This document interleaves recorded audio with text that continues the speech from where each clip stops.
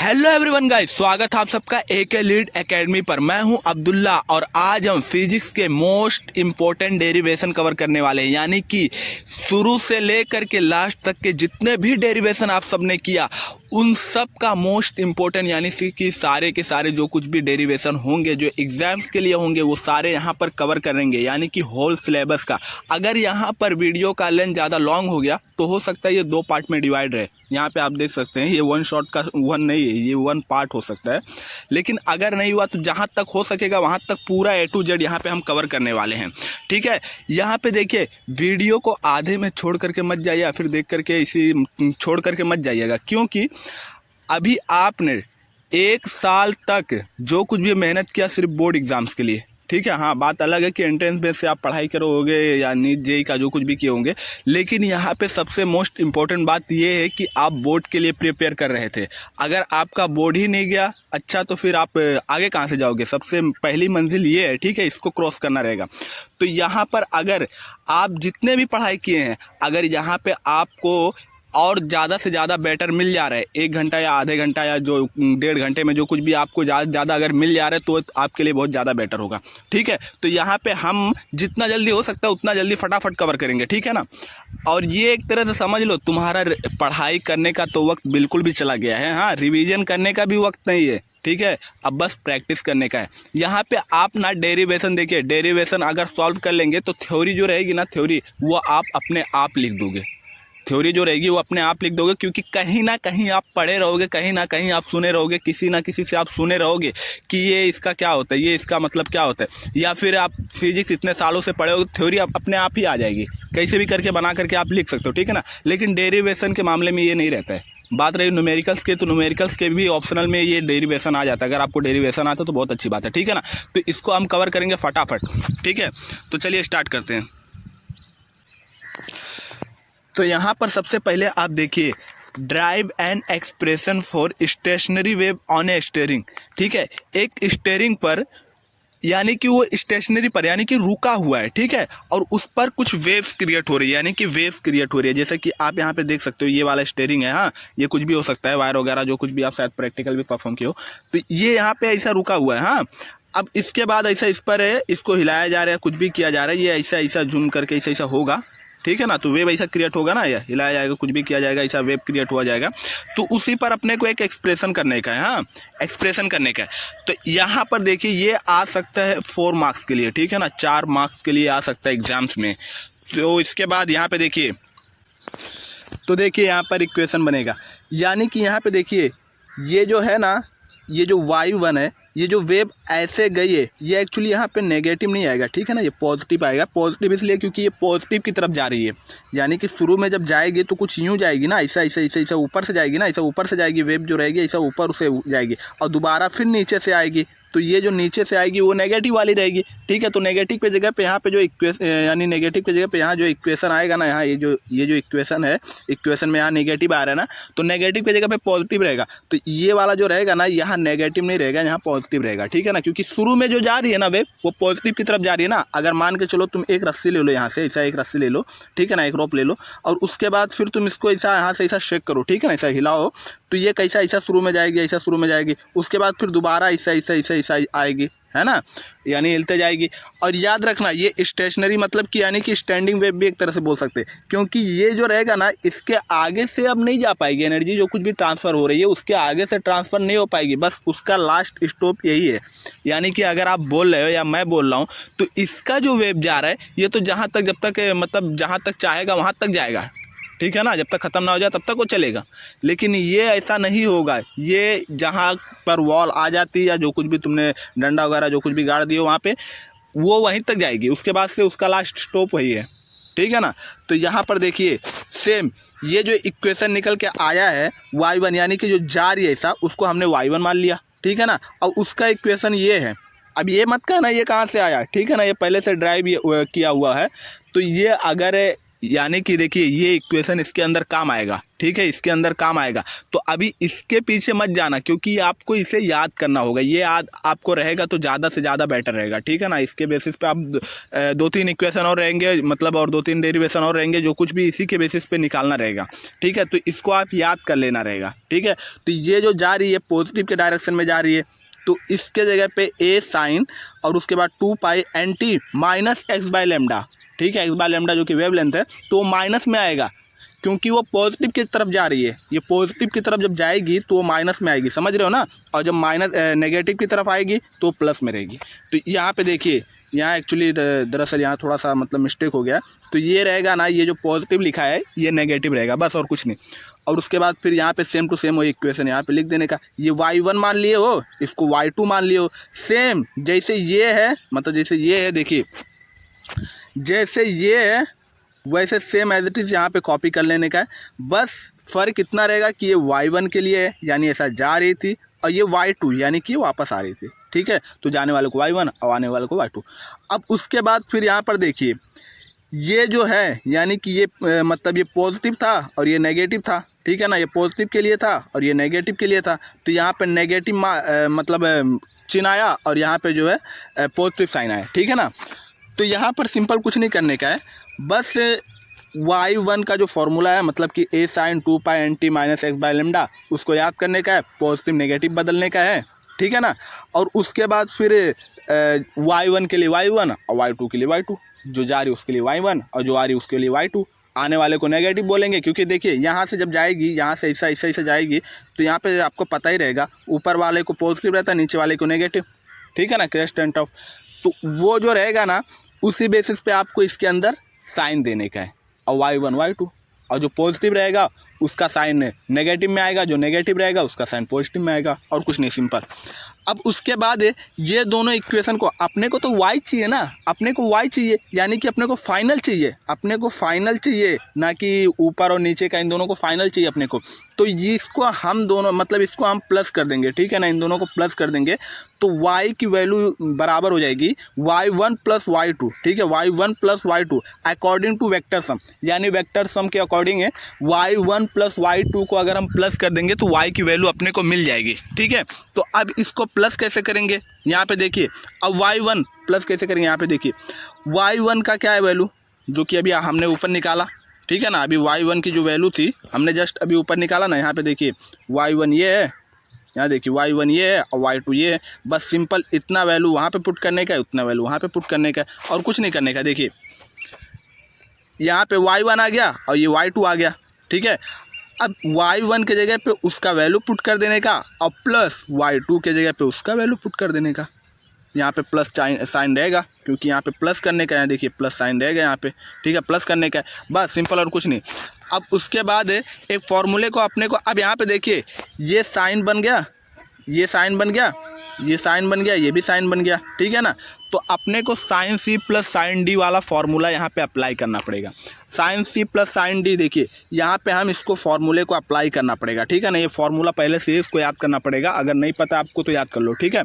ये फॉर्मूला यहाँ पे अप्लाई होगा, तो क्या इसका मतलब फॉर्मूला है sine c plus sine d equal to 2 sine c plus d upon 2 dot cos c minus d upon 2।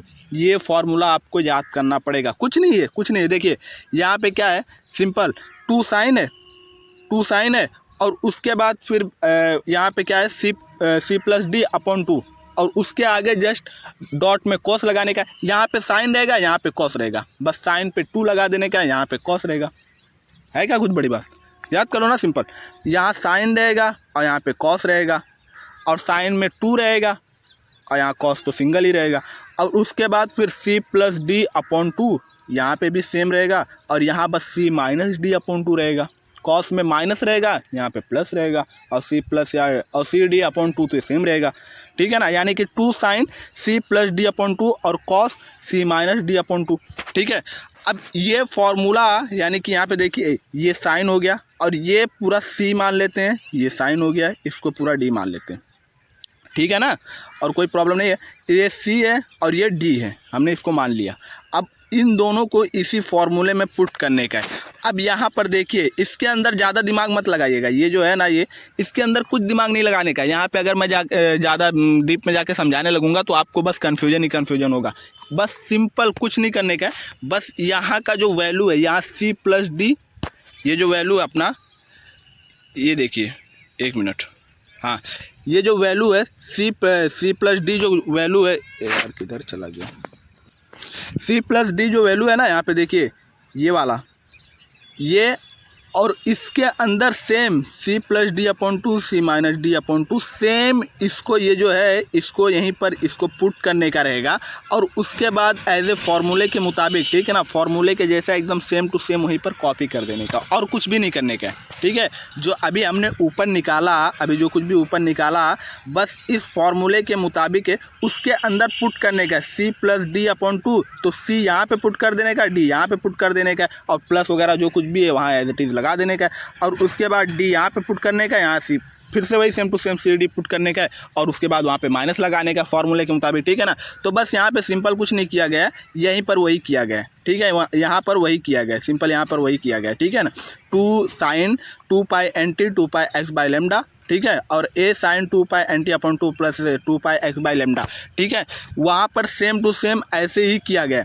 अब यहाँ पर देखिए, ये जो है ना 2π, ये 2π जो आ गया ना, यहाँ पे देखिए 2π यहाँ पे आ गया, तो ये जो है यहाँ पर जो है, देखिए एक मिनट, ये जो 2π है ना यहाँ पे, ये वाला 2π, ये वाला यहाँ पे इसके ब्रैकेट में इनटू में, तो ब्रैकेट ओपन करेंगे तो क्या हो जाएगा, सबके साथ मल्टीप्लाई हो जाएगा ना, तो बस इसकी वजह से x/λ के पास भी 2π आ गया, तो यहाँ पे कन्फ्यूजन मत होने का, ठीक है। अब उसके बाद फिर यहाँ पे देखिए, जो यहाँ पे सेम एज इट इज को भी ऐसे ही पुट करने का, ठीक है। यहाँ जो कट रहा है उसको काट देने का, कट पिट गया, ठीक है, जो कट रहा है उसको काट देने का। और यहाँ पे देखिए, ये भी 2π/nt भी कट जाएगा, 2π/nt भी कट जाएगा, ठीक है, 2π/nt भी कट जाएगा। लेकिन अभी यहाँ पर देख लीजिए, ये जो 2 है ना, 2, ठीक है, 2 जो रहेगा, 2 जा करके मल्टीप्लाई में हो जाएगा, यानी कि यहाँ जो 2 रहेगा ना, 2 वो जा करके यहाँ पे मल्टीप्लाई में हो, ये जो 2 रहेगा 2π के इधर पे है, ये जो 2π के इधर पे है, वो जाके इसके साथ मल्टीप्लाई होगा, ये जाके इसके साथ मल्टीप्लाई हो जाएगा, ठीक है। तो यहाँ पर क्या हो जाएगा, 4π हो जाएगा, ठीक है, एक 4π। यहाँ पे माइनस इसलिए आया क्योंकि यहाँ पर देखिए, यहाँ पे माइनस है ना, तो ब्रैकेट को आप ओपन करोगे तो वो माइनस का चिन्ह आएगा ही आएगा, ठीक है, उसमें कन्फ्यूज नहीं होने का है, बस वैल्यू पुट करने का है, काट पीट करने का है और उसके बाद फिर जहाँ का जो साइन, ब्रैकेट ओपन करने पर जो साइन लगेगा उसको साइन लगा देने का है और उसके बाद यहाँ जो 2π है ना, 2π डायरेक्ट इसको ला करके इसके साथ मल्टीप्लाई कर देने का, 4 हो जाएगा, इसको भी ला करके इसके साथ मल्टीप्लाई करने का, 4 हो जाएगा, ठीक है। और π/nt को काट देने का, π/nt यहाँ पे सेम है, उसको काट देने का। अब ये दोनों 4 हो जाएंगे तो 4 को 2 से काट देने का। देखिए यहाँ पे, जैसे कि यहाँ देखिए 4 हो गए हैं, यहाँ पे देखिए 4 हो गया है, तो 4 को क्या करने का, यहाँ नीचे 2 है तो 2 से उसको काट देने का, इसको भी 2 से आप काट दिए, यहाँ 4 को जो है वो 2 से काट दिए, तो वहाँ पे क्या बच जाएगा, यहाँ पे जो रहेगा, यहाँ पे बच जाएगा 2π/x/λ, ठीक है ना, यहाँ पे बच जाएगा 2π/x/λ, क्योंकि ये जो 2 जाएगा इसके साथ मल्टीप्लाई होगा, ये जाके इसके साथ तो 4 हो जाएगा और अपॉन में 2 है तो उसको काट दोगे इसको भी कट जाएगा और उसके बाद π/nt तो आप पहले से काट दिए, ठीक है। तो और उसके बाद बचा ही क्या, x/λ, यहाँ पे भी वही सेम टू सेम बचा, तो कॉमन ले लेने का उन दोनों को, ठीक है।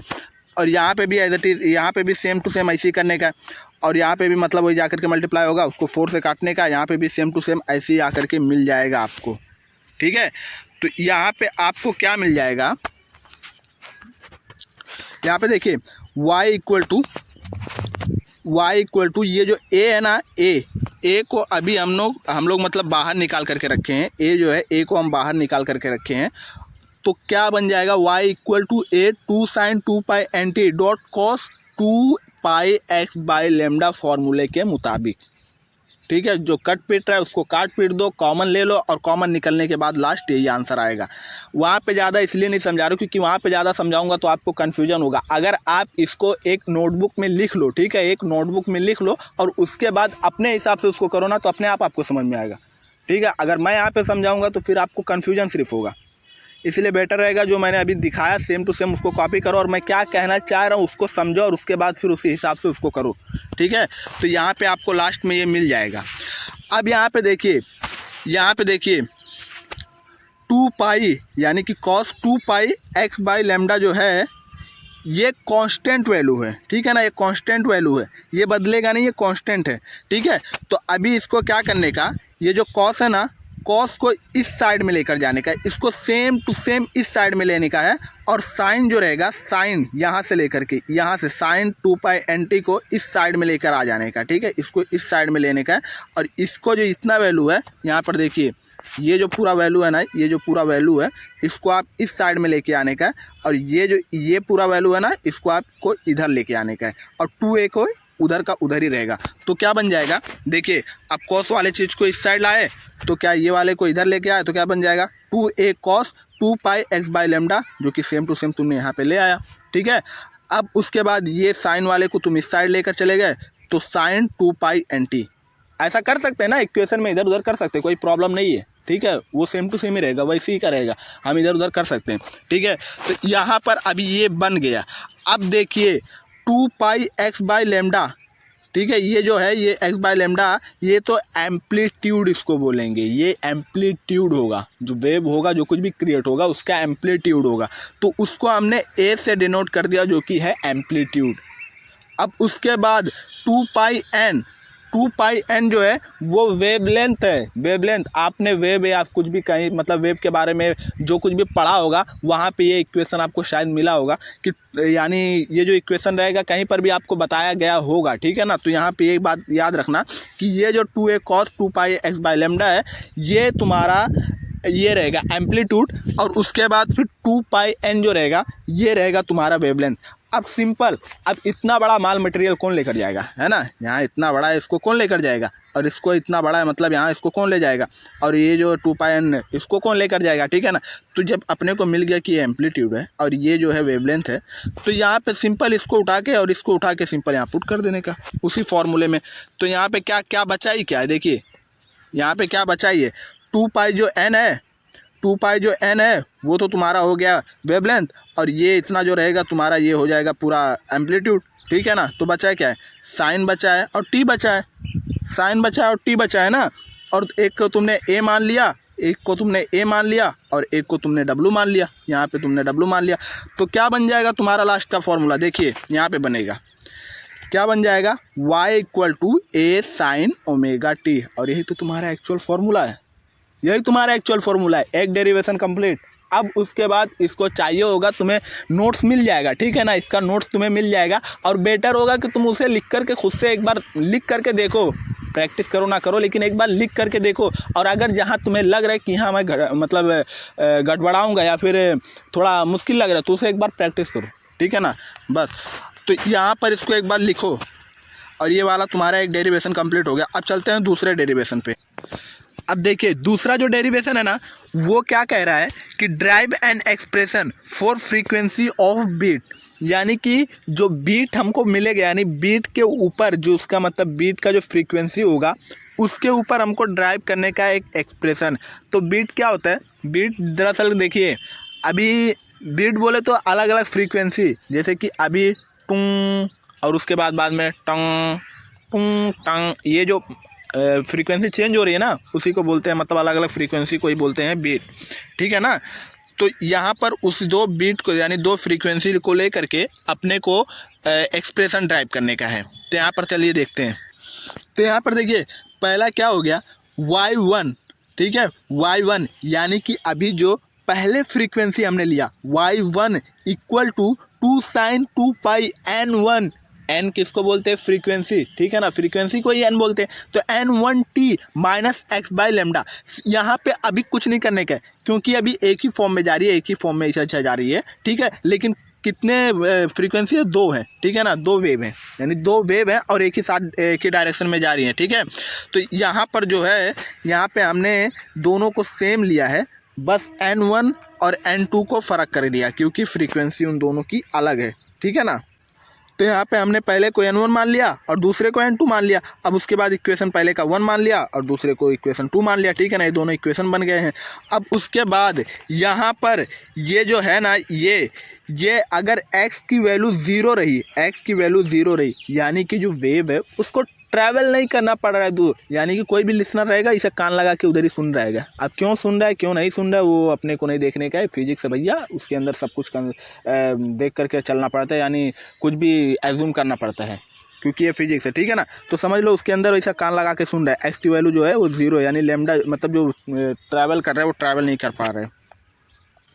तो यहाँ पे देखिए हमने एज्यूम कर लिया कि x की वैल्यू जो है ना वो ज़ीरो है, यानी कि जो कोई भी सोर्स है जहाँ से मतलब साउंड प्रोड्यूस हो रही है, ऐसे साउंड प्रोड्यूस हो रही है वहीं पर लिसनर होकर के सुन रहा है, यानी कि यहाँ पर उसकी यानी वेव को जो है ना वो ट्रैवल करने की ज़रूरत नहीं पड़ रही है, वहीं पर डायरेक्ट ये सुन ले रहा है, यानी कि x की वैल्यू ज़ीरो है। तो अभी क्या हो गया, तो यहाँ पे y1 की वैल्यू क्या हो जाएगी a sin 2 पाई n1t, क्योंकि ये जो x बाय लैम्डा था ये तो समझ लो वही है ना वेवलेंथ, यानी कि अब वेवलेंथ को ट्रैवल ही नहीं करना पड़ रहा है, तो ये ज़ीरो बन गया यानी कि ख़त्म हो गया, ज़ीरो बन के ख़त्म हो गया ना। तो क्या बचा 2 पाई n1 nt और y2 की वैल्यू क्या बचा 2 पाई n2t, ठीक है। और इसको हमने इक्वेशन 3 मान लिया है, इसको हमने इक्वेशन 4 मान लिया, यही तो आगे काम करेंगे। अब देखिए यहाँ पे y1 प्लस y2 की जो मतलब y1 प्लस y2 यानी कि ऐड करने का अकॉर्डिंग टू वेक्टर सम, ठीक है। तो y की वैल्यू अपने को फाइंड मिल जाए मतलब पता चल जाएगा। तो सिंपल कुछ नहीं करने का है, इक्वेशन जो 3 है और 4 मतलब चौथा है, ठीक है ना, तीसरा और चौथा जो है उन दोनों को ला के y1 के जगह पे y2 के जगह पे पुट करने का है। यहाँ पे तुमने पुट कर दिया, यहाँ पे भी तुमने पुट कर दिया, हो गया। अब उसके बाद इन दोनों को ऐड करने का है, तो वही साइन, अब देखिए यहाँ पे फिर से वही वाली बात हुई ना, साइन वाला, sine c plus sine d, ये सी ए डी है और ये सी है और ये साइन है, ठीक है ना। अभी ए को बाजू में रखते हैं, ए को कॉमन में रखते हैं, अभी फिलहाल साइन लेकर के चलते हैं, ठीक है। तो अभी ये वाला फार्मूला यूज करते हैं, sine c plus sine d, इन दोनों को ऐड करना होगा तो कौन सा फार्मूला लगेगा वही बता रहे, यानी क्या क्या करना होगा। तो ये बता रहा है कि 2 sine c plus d upon 2 dot cos c minus d upon 2, कहा था ना ये फॉर्मूला आपको याद करना पड़ेगा। और जस्ट जो हमने इक्वेशन निकाला था ना, एक्सप्रेशन जो हमने लिखा था जिससे हमने सॉल्व किया था, ठीक है, स्टेयरिंग ऑन ए वेव जो हमने मतलब सॉल्व किया था, ठीक है, वो और ये दूसरा जो कुछ भी हमने सॉल्व किया उसके अंदर वो ये वाला इक्वेशन लगेगा। इसीलिए आप वो दोनों फॉर्मूले जो है वो याद कर लो, वो आपके लिए ज़्यादा बेटर होंगे। कोई भी डेरिवेशन इससे जो रिलेटेड आएगा डेरिवेशन इसके अंदर ये लगेंगे ही लगेंगे, ठीक है। इससे बेटर यही रहेगा कि तुम इसको याद कर लो। अब यहाँ पर देखिए सेम कुछ नहीं करने का, फिर वही सेम टू सेम प्रोसेस दोहराने का है कि ये सी के जगह पे वैल्यू पुट करने का है, कौन सा वैल्यू जिसको हमने सी माना था, और डी के जगह पे कौन सा वैल्यू जिसको हमने डी माना था, समझा क्या। अब हमने इसको एज इट इज़ पुट कर दिया, ठीक है, सी माइनस डी अपॉन 2। ये देखिए जहाँ पर हमने सी के जगह पे ये वाला वैल्यू पुट कर दिया, डी के जगह पे ये वाला वैल्यू पुट कर दिया। अब यहाँ पे देखिए पुट कर दिए ना, और 2 साइन एज इट इज़ ऐसे लिख दिए। अब यहाँ पे डॉट कॉस, तो यहाँ डॉट कॉस। अब सी माइनस डी जो कि यहाँ जगह नहीं था तो इसके नीचे जस्ट लिख दिए हैं यहाँ पर, ठीक है। तो उसके नीचे जस्ट लिखे, एक मिनट देखिए यहाँ पर देखिए ये जो है ना, अभी हमने ये वाला इक्वेशन जो ला करके 2 पाई n1t प्लस 2 पाई n2t अपॉन 2 यहाँ पे लिखे, और डॉट कॉस के जगह पे c माइनस डी जो कि यहाँ पर जगह नहीं था ना, तो इसके वजह से यानी लिखा नहीं गया है, ठीक है ना। तो यहाँ पे कुछ नहीं करने का, कुछ भी नहीं करने का, सिंपल ये जो इक्वेशन है, ये वाला जो इक्वेशन है वही same to same as it is यहाँ पर कॉपी करने का, बस प्लस के जगह पे माइनस रहेगा, क्योंकि देखिए फॉर्मूले में इतना तो कर सकते हो ना यार, ठीक है। तो इसमें कोई प्रॉब्लम नहीं है, आप माइनस लिखने का और यहाँ पे लिख देने का। अब यहाँ पर देखिए यहाँ पर जो कॉमन है उसको निकाल लेते हैं, n1 और n2 कॉमन नहीं है, ठीक है, तो इनको इसी में रखते हैं। और बाकी 2 पाई और t जो है ये कॉमन है, तो इसको हम बाहर निकाल लेते हैं। तो बाहर निकाल लेंगे कैसा, t को उस साइड डाल देंगे, यहाँ पे देखिए कॉमन निकाल देंगे, कैसा रहेगा देखिए यहाँ पर यह आ गया, एक मिनट यहाँ पर देखिए 2 पाई, ठीक है, 2 साइन जो कि फॉर्मूले के मुताबिक हमने उसको एज इट इज ऐसे पुट किया। अब उसके बाद कॉमन क्या निकाले, 2 पाई n1 प्लस n2, ये दोनों कॉमन नहीं है, अपॉन 2 इनको रखे, और ब्रैकेट के बाहर यानी कि t को भी हमने कॉमन निकाले जो कि t भी कॉमन ही है, ठीक है, और सेम टू सेम यहाँ पे भी रहेगा cos 2 pi n1 minus n2 upon 2 और कॉमन में t निकाल लिए। कुछ है क्या? कुछ नहीं है ना। बस यहाँ पर देखिए, यहाँ पर जो ये n1 और n2 को कॉमन n1 और n2 को वैसे ही रखने का है, बाकी 2 पाई t को कॉमन निकालने का है, 2 पाई t को कॉमन निकालने का है। और यहाँ जो cos वाला सिस्टम है, cos को रख करके 2 पाई t को कॉमन निकालने का है और n1 माइनस n2 को उधर ही रखने का है, ठीक है। और वही किया और कुछ भी नहीं किया है, वही है सेम टू सेम और कुछ भी नहीं है। अब उसके बाद यहाँ पर कॉमन निकाल लिए, देखिए यहाँ पर ये कॉमन निकाल लिए, ये भी कॉमन निकाल लिए, है ना। तो अब यहाँ पर क्या करने का? अब कुछ भी नहीं करने का, तुम्हारा फॉर्मूला आ गया, कुछ करना नहीं है, कॉमन ही निकालना है, उतना तो कर सकते हो ना। यहाँ पे देखिए, माइनस वाला माइनस के जगह पे रख दिया और प्लस वाला प्लस के जगह पे रख दिए, और 2 पाई को जो जहाँ पे रखना था वहाँ पे रख दिए यहाँ पे, और टी लास्ट में लगा दिए, ये दोनों ही कॉमन में। अब यहाँ पर देखिए कुछ नहीं करने का है, ये जो है ना 2, ठीक है ना, ये जो cos 2 पाई है, सेम जैसे हमने पिछले बार किया था ना, सेम वैसे यहाँ पर भी करने का है। इसको cos को जो है इतना पूरा वैल्यू जो है इसको उठा करके इस साइड लाने का है, और साइन का जितना वैल्यू है इसको उठा करके इधर लेके आने का है, और 2a को एज इट इज उधर ही रखने का है, बस और कुछ नहीं है। ये पूरे वाले टर्म को, जितना पूरा टर्म है cos 2 पाई n माइनस वाला जो टर्म है उसको यहाँ पर लाने का है, और प्लस वाला टर्म है इसको यहाँ पर लाने का है, और 2a को वैसे छोड़ देने का है और कुछ नहीं करने का है, ठीक है। तो यहाँ पर देखिए क्या हो जा रहा है, 2a cos, क्योंकि आपने यहाँ इसको जो है इसको उठा करके ला करके यहाँ पे डाल दिया ना, 2a को उधर ही रखा, तो 2a cos, और उसके बाद सेम टू सेम यही वाला जो रहेगा वही वाला सेम टू सेम यहाँ पे कर देंगे। एक मिनट, हाँ देखिए यहाँ पे अभी क्या हो गया, ये वाले जो है ना, ये वाले इक्वेशन को आपने यहाँ पे लेके आया 2a के पास, तो ये वाला यहाँ पे चला जाएगा, ये वाला यहाँ पे चला आएगा, ठीक है। तो यहाँ पे ना, यहाँ पे जब आएगा, यहाँ पे आ गया, ठीक है, तो ये यहाँ पे प्लस आ गया क्या, ये एक्चुअली प्लस नहीं रहेगा, माइनस रहेगा, ठीक है ना, ये जो है माइनस रहेगा, n1 माइनस n2, ठीक है। तो यहाँ पर लेकर आए, तो ये थोड़ा ध्यान में रखने का, अगर नोट मिला तो ये थोड़ा ध्यान में रखने का, थोड़ा सा मिस्टेक हो गया। तो यहाँ पे n1 माइनस n2 रहेगा अपॉन 2, ठीक है, और ये वाला जो है ये प्लस में रहा, तो ये सारे चीज़ को हमने इसको लेकर के, यानी 2a cos 2 pi n1 minus n2 upon 2 और t, ठीक है ना, ब्रैकेट के बाद t जो हमने लिया, यही हमने सेम पिछले वीडियोस में क्या माना था, एम्पलीट्यूड। देखिए यहाँ पे भी प्लस है, यहाँ पे थोड़ा मिस्टेक रहेगा, यहाँ पे इतने से थोड़ा माइनस कर देना, हाँ। तो यहाँ पर भी देखिए, इसको हमने क्या मान लिया, एम्पलीट्यूड, और हमने इसको पूरे को मान लिया a। अब इतना सारा कौन लेकर चलेगा, पहले बताया था ना, तो सिंपल इसको भी a मान लेने का, हाँ। अब उसके बाद n1 प्लस n2 अपॉन 2, इसको क्या मान लिए, n मान लिए, जो कि n1 प्लस n2 ये दोनों फ्रीक्वेंसी थे ना, इन्हीं को तो हमने n मान लिया, यानी कि ये फ्रीक्वेंसी है। अब यहाँ पर फॉर्मूले के मुताबिक यहाँ पर इसको पुट कर दो, अब कुछ नहीं करने का है, ठीक है। तो अभी क्या बचा अपने को, साइन बचा है ना, कॉस वाले और 2a cos को तो हमने एम्पलीट्यूड ही मान लिया, अब बचा क्या, साइन, और उसके बाद फिर 2 पाई बचेगा, और n1 प्लस n2 को हमने क्या मान लिया, n मान लिया ना, है ना, और ये सारे को a। तो हम यहाँ सिंपल कुछ नहीं करेंगे, फॉर्मूले में अपने को y मिल जाएगा, a साइन 2 पाई nt, और ये तुम्हारा फॉर्मूला रहेगा, ठीक है, कुछ भी नहीं, ये तुम्हारा फॉर्मूला रहेगा, देख लीजिए ये तुम्हारा फॉर्मूला आ जाएगा। तो y equal to a sine 2 pi nt। अब यहाँ पर देखिए, इसी इक्वेशन में हम थोड़ा और आगे बढ़ाते हैं, फ्रॉम 1, ठीक है ना, यानी एक के इक्वेशन के मुताबिक ये जो है, अभी हमने जो इसको एम्पलीट्यूड माना है, अगर ये एम्पलीट्यूड जो कि यहाँ पे हमने लिख दिया एज इट इज, ऐसे कॉपी कर दिया, अगर ये मैक्सिमम रहा, तो मैक्सिमम रहा इसका मतलब समझे, यानी कि यहाँ से एक वेव आएगी, ऐसा एक वेव आएगी, और उसके बाद फिर एक मिनट, यहाँ से एक वेव ऐसा आएगी, यहाँ देखिए, यहाँ से एक वेव ऐसा आएगी, और यहाँ से भी एक वेव ऐसा आएगी, ठीक है। अब उसके बाद फिर ये दोनों ना, यहाँ से एक मिनट देखिए, यहाँ से ऐसा एक वेव आई, और उसके बाद फिर यहाँ से भी एक वेव ऐसा आई।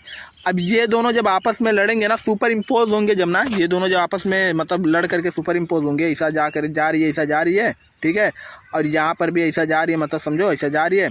अब ये दोनों अगर आपस में लड़ करके सुपर इम्पोज हुए, और इनका वेवलेंथ अब क्या होगा, कंस्ट्रक्टिव इंटरफेरेंस बनेगा, डिस्ट्रक्टिव इंटरफेरेंस वो अपने को नहीं पता, लेकिन अगर सुपर इम्पोज हुए, अगर ये मैक्सिमम हुए तो समझ के चलो कि वेव ऐसा जा रही थी, अब यहाँ पर ये दोनों सुपर इम्पोज होकर के मैक्सिमम हो गए। हाँ, ये मैक्सिमम हो गए, तो ये जो वेव रहेगा ये यानी दो वेव है ना, एक जा रही है, मतलब ये दो वेव है ना, दोनों जा रही है ना साथ में।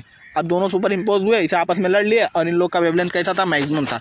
तो अभी क्या हो जाएगा, मैक्सिमम में हो जाएगा 2a, समझे क्या, 2a हो जाएगा। यानी कि जो एम्पलीट्यूड है ना, ये जो एम्पलीट्यूड रहेगा इसका, ये जो ऐसा एम्पलीट्यूड रहेगा इसका पार्टिकल का मैक्सिमम डिस्टेंस जो रहेगा वो इसके आने के बाद और ज़्यादा बढ़ जाएगा, क्योंकि ये दोनों से मतलब उतने सेम पे हैं, तो ये उतने पे फिर से आएगा, ये भी उतने पे आकर के सुपर इम्पोज होगा और मैक्सिमम होगा, तो ये जाहिर सी बात इसका डबल हो जाएगा ना, मैक्सिमम वेवलेंथ हो जाएगी ना, मतलब मैक्सिमम एम्पलीट्यूड हो जाएगा ना, उसका डबल हो जाएगा। यानी कि एम्पलीट्यूड कितना हो जाएगा, 2a, पहले a था, अभी डबल होने की वजह से कितना हो जाएगा, 2a। तो यहाँ पर देखिए वही सेम टू सेम यहाँ लिखने का, यहाँ 2a यानी a इक्वल हो जाएगा 2a के मैक्सिमम पर। अब उसके बाद ये जो 2a कॉस है ना, इसको उठा करके यहाँ पे लाने का, तो यहाँ इंटू में डिवाइड में हो जाएगा। अब डिवाइड में जब हो जाएगा तो जस्ट इसके नीचे लिख लेने का, ये डिवाइड में हो गया। अब देखो ये कट रहा है, काट पीट देने का, कट रहा है तो काट पीट देने का, इक्वल में क्या हो जाएगा, 1 हो जाएगा, है ना, 1 हो जाएगा, इक्वल में 1 आ जाएगा। यानी कि ये जो रहेगा कॉस, और उसके बाद मतलब ये 1 आ जाएगा कट पीट करके, मतलब उतना सेम टू सेम 1 ही आ जाएगा, है ना।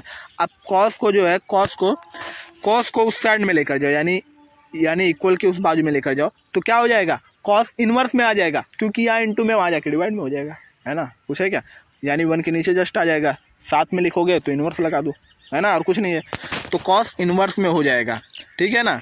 तो ये अपने को निकल के आ जाएगा मैक्सिमम पे कि 2πn1 + n2 upon 2t equal to cos inverse, ये मैक्सिमम एम्पलीट्यूड पर होगा, ठीक है।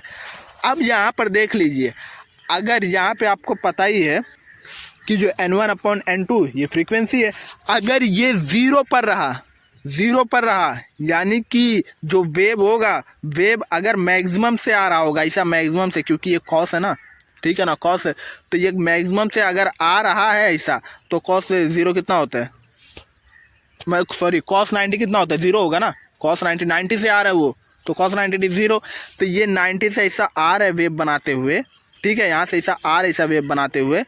कभी भी देखिए ये वाला जो वेव रहेगा ना कॉस वाला, जो 90 से डायरेक्ट शुरू होगा, ठीक है, तो ये कॉस जो आ रहा है ऐसा मतलब वेव बनाते हुए ऐसा आ रहा है 90 से, तो वो समझो 0 पे है ना, क्योंकि वो उसका वैल्यू जो होगा कॉस 90 0 होगा, तो उसका वैल्यू 0 है, ठीक है। तो यहाँ पे अगर 0 रहा यानी 90 से ऐसा वेव एक ऐसा फॉर्म किया, ठीक है ना, यानी कि यहाँ पर समझो यहाँ से ऐसा स्टार्ट होकर के यहाँ पर अभी स्टार्ट ही हुआ यहाँ पे, यानी यहीं पर रहा, तो यहाँ पर देखिए तो यहाँ पर क्या हो जाएगा, ये अगर यहीं पर स्टार्ट ही रहा, ठीक है ना, तो ये अगर यहाँ पे स्टार्ट हुआ तो t इक्वल टू 0 हो जाएगा, यानी जो टाइम रहेगा ना वो 0 हो जाएगा। देखिए कैसे, देखिए n1 + n2 2πn1 + n2, हाँ, t इक्वल टू अभी 0 है, यहाँ पर 0 कैसा है, देखिए ये जो वेव है इस टाइप से ऐसा आता है, फिर 0 होता है, मतलब 90 पर 0 होता है, उसके बाद फिर जाता है पाई होता है, फिर उसके बाद 2π यानी 90 180 360 ऐसे बनते जाता है ना, 2π 3π 4π ऐसे ही बनते जाता है ना, ठीक है। तो उसके पाई के मुताबिक हम इसे डिनोट करते जाते हैं और बनाते जाते हैं, है ना, तो ये इससे मत कन्फ्यूज में आना। तो ये मतलब पाई यानी कि 90, उसके बाद 2π 180, उसके बाद फिर 360 ऐसे जाते जाएगा, बनते जाएगा। तो यहाँ पर देखिए अगर टी यानी कि अभी जस्ट ऊपर से आ रहा है, यानी कि 90 पर है, कॉस जो है यानी वेव जो है वो 90 पर है, तो उसका जो मतलब है कॉस 90 कितना होता है, 0 होता है, तो वो 0 पे आएगा। तो अब यहाँ पर यानी कि इक्वल में कितना आ जाएगा, 0 आ जाएगा, इक्वल में 0 आ जाएगा। अब ये टी अपने को टाइम निकालने का है, तो बाकी जितना भी ये सारा पूरा वैल्यू है इसको लेकर जा करके हमको यहाँ इस साइड में लाने का है। तो 0 अपॉन कुछ भी डालो 0 ही आएगा ना, कुछ भी ला करके उधर डाल दो 0 आ जाएगा।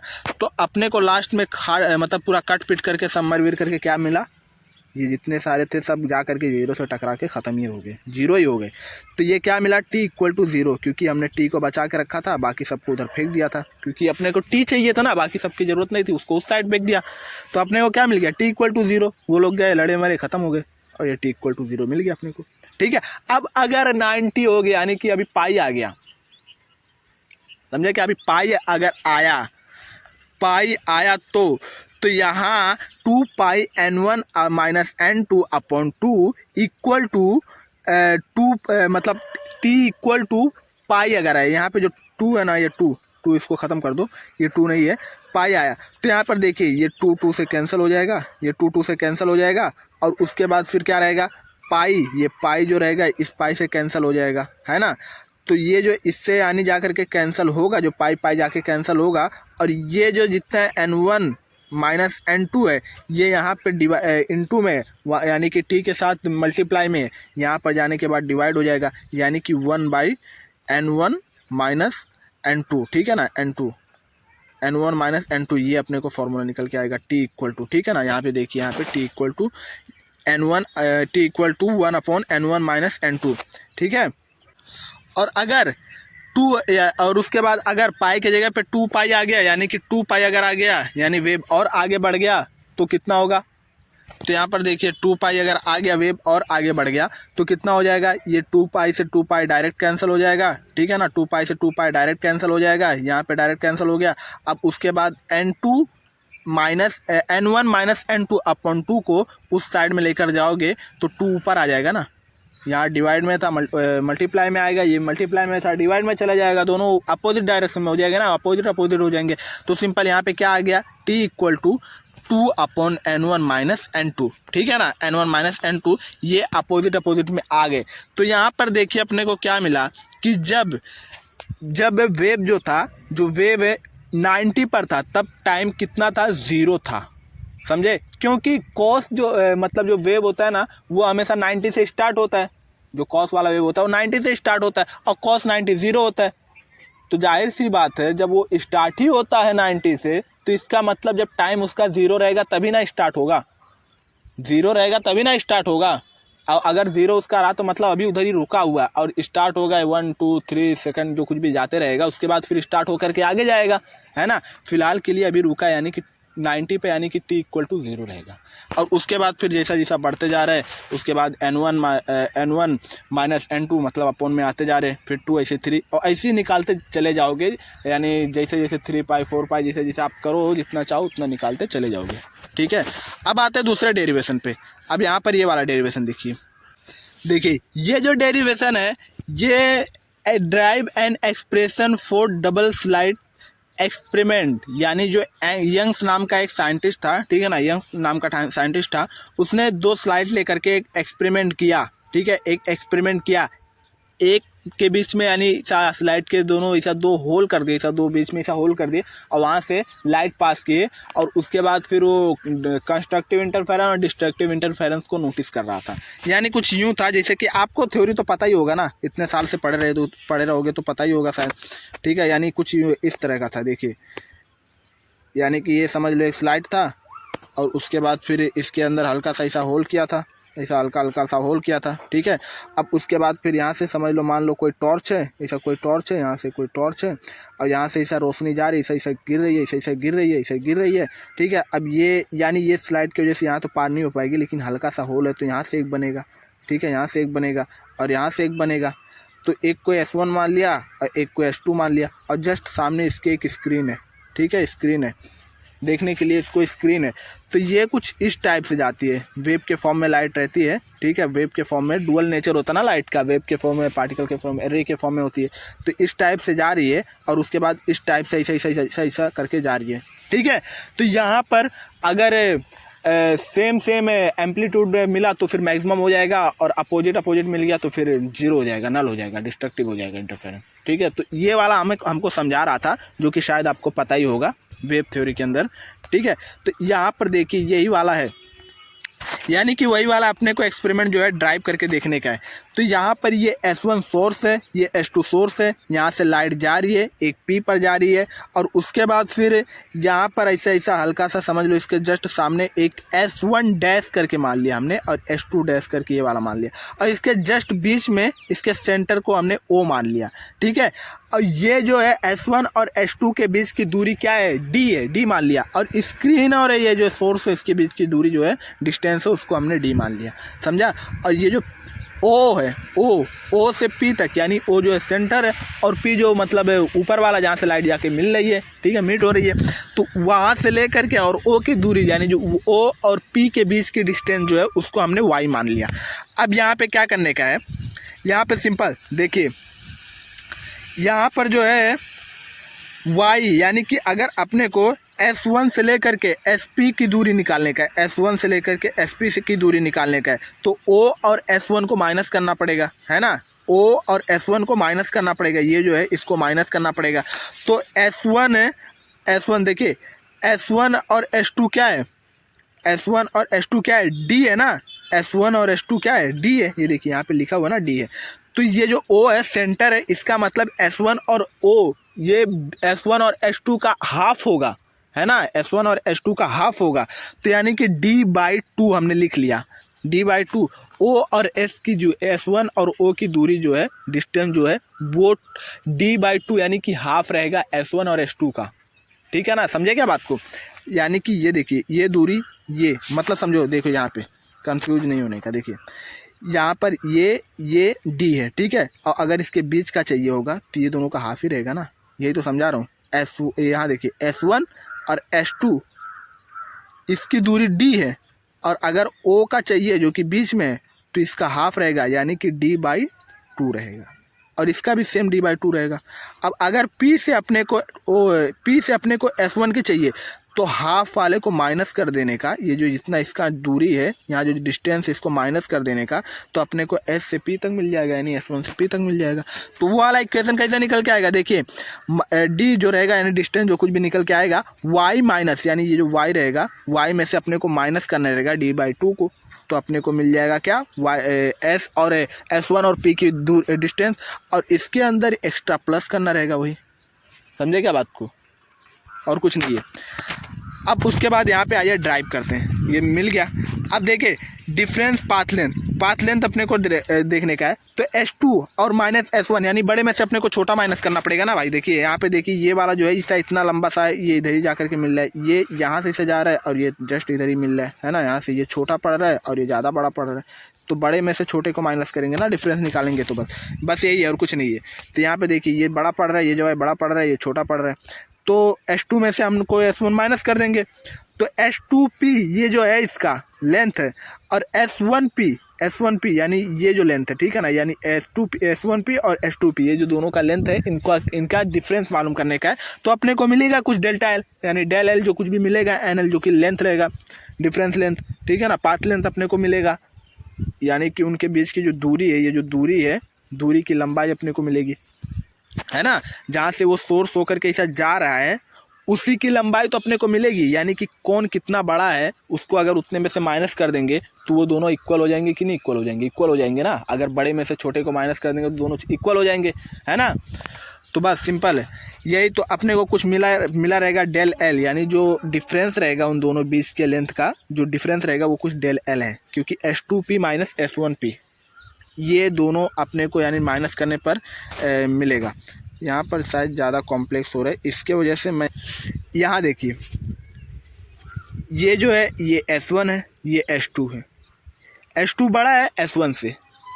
अब सिंपल इसको कुछ नहीं करने का है, बस S2 में से S1 को माइनस कर देंगे तो अपने को पता चल जाएगा कि ये कितना बड़ा था, है ना, और कुछ भी नहीं है। तो बस S2 में से हमको S1 माइनस कर देने का, जो कि ये S1 वाला दूरी ये है SP और S2 वाला दूरी S2P है, तो वही है ना, S2P में से माइनस करने का S1P, है ना। तो अपने को मिल जाएगा डेल L, यानी कुछ जो लेंथ उसका रहेगा वही मिलेगा अपने को। अब देखते हैं, अब यहाँ पे फ्रॉम ट्राइंगल S2P यानी S2-1 है और उसके बाद P, यहाँ P ये है ट्राइंगल, देखिए S2P का S2P है ना, S2 ये है और ये वाला ये S डैश जो है S2 डैश जो है ये, और उसके बाद फिर P, ये वाले ट्राइंगल में अपने को देखने का है, ये वाले ट्राइंगल में अपने को देखने का है क्या मिल जाएगा। यहाँ पे देखिए, यहाँ पे ये वाला जो ट्राइंगल है ना, देखिए, तो वही वाले ट्राइंगल से अपने को S2 की P जो है ना, ये वाला वैल्यू जो है, ये जो है S2P, ये S2 है, ठीक है, S2P equal to D plus d plus y plus d by two, क्योंकि ये जो डी है ये किसका लेंथ है, स्क्रीन और सोर्स के बीच का लेंथ, और उसके बाद ये जो वाई डी है यानी ये वाला लेंथ है, और एस पी मतलब ये वाला लेंथ। ट्रायंगल बन गया ना, बना क्या, ये वाला डी है और ये डी बाई टू है, ठीक है ना, यानी y plus d by two है, और उसके बाद एस पी ये है, एस पी जो है ये है, ये ट्रायंगल बना।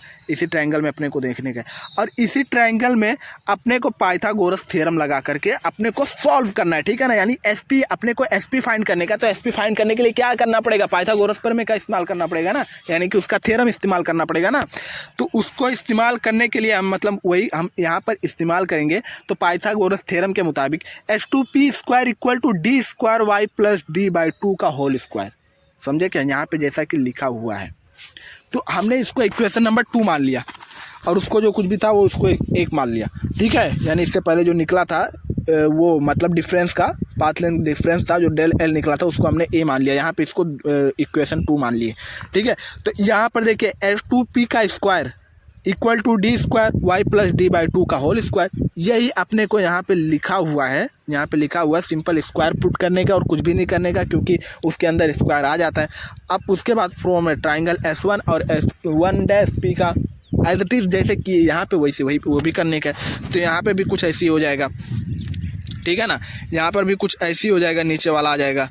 तो अभी यहाँ पर देखिए, यहाँ पर ना, ठीक है ना, वही सेम टू सेम यहाँ पर S1 और S1 डैश पी का भी निकालने का है, यहाँ पर नीचे रहेगा, ठीक है, उसको भी निकाल करके कर लेने का। अभी यहाँ पे जो है S1 है, यानी S1 का जो निकाले हम, तो यहाँ पर देखते हैं क्या निकल के आते हैं। यहाँ पे देखिए निकाल के जो रखे हैं वही सेम टू सेम जैसा है, ये जैसे y plus d by two का होल स्क्वायर, याद है कि नहीं, ए प्लस बी का होल स्क्वायर, बस वही फॉर्मूला यहाँ पे पुट करने का है, ठीक है, वही फॉर्मूला यहाँ पे पुट करने का है, a square plus b square plus 2ab, ठीक है ना, वही सेम टू सेम फॉर्मूला यहाँ पे पुट करने का है, और कुछ भी नहीं, यहाँ पे वैसे इससे रिलेट करने का है। तो यहाँ पर देखिए, यहाँ पर क्या हो गया, S1p का 2 मतलब S1 है S1p2, तो ये क्या हो जाएगा डी स्क्वायर, यानी कि S1p का स्क्वायर जो रहेगा वो क्या हो जाएगा d square plus y square plus d square upon 4 यहाँ पे क्यों आया, क्योंकि ये 2 था ना 2, तो अभी स्क्वायर उसको दे दिया गया, उसका स्क्वायर जो था उसको दे दिया गया, तो क्योंकि वो तो नंबर से इसलिए उसको दे दिया गया और डायरेक्ट 4 हो गया, ठीक है ना, और डायरेक्ट 4 हो गया। और उसके बाद यहाँ पे 2y डी बाई टू, ठीक है, 2y डी बाई टू जो कि निकला था 2ab, तो 2y डी बाई टू। अब यहाँ पर 2y, यहाँ जो 2 है ये कैंसिल हो रहा है, इसको काट दो, ये कैंसिल हो रहा है, इसको काट दो। तो अपने को सेम ऐसे सेम टू सेम पूरा ऐसा लिखने का, यहाँ पे नीचे वाला है सेम टू सेम लिखने का है, ठीक है। बस यहाँ पे 2 नहीं रहेगा, वाई डी रहेगा। इसको इक्वेशन नंबर 5 डाल देते हैं। यार लगता है एक पेज यहाँ पे छूट गया, 1 मिनट। हाँ, यहाँ पर ये जो आया है ना, यहाँ पर ये जो आया है, कुछ करना नहीं है, बस वो a प्लस बी का होल स्क्वायर वाला फॉर्मूला लेने का है और एज इट इज़ वही सेम टू सेम उसके अंदर पुट कर देने का और कुछ भी नहीं करने का है। और यहाँ पर ये कट रहा है, देखिए यहाँ 2 से कट रहा है, तो इसको काट देने का है। तो आपको लास्ट में फॉर्मूला ये आ जाएगा, वाई डी बच जाएगा और वही सेम टू सेम लिख देने का। और H2P के केस में भी वही सेम टू सेम होगा, ऐसा लिख देने का, ये 2 जो रहेगा कट जाएगा, फिर लास्ट में आपको ये मिल जाएगा, ठीक है, d square y square plus d square by 4 minus d y d, ठीक है। ये भी ऐसे सेम टू सेम लिख देने का है, समझे ना। यहाँ पे देखिए D square by 4 minus 2y minus मतलब कि डी स्क्वायर बाई 4 में से माइनस कर रहे हैं ना, हम उसको माइनस कर रहे हैं, है ना, माइनस कर रहे हैं। माइनस करने पर अपने को वैल्यू जो कि हमने पहले से डायग्राम के अंदर देखा था कि किसको प्लस करने का किसको माइनस करने का, है ना, सेम वही उसके अंदर से माइनस कर रहे हैं, हटा रहे हैं उसको उधर से, ठीक है। तो उसके बाद फिर यही होगा, ठीक है।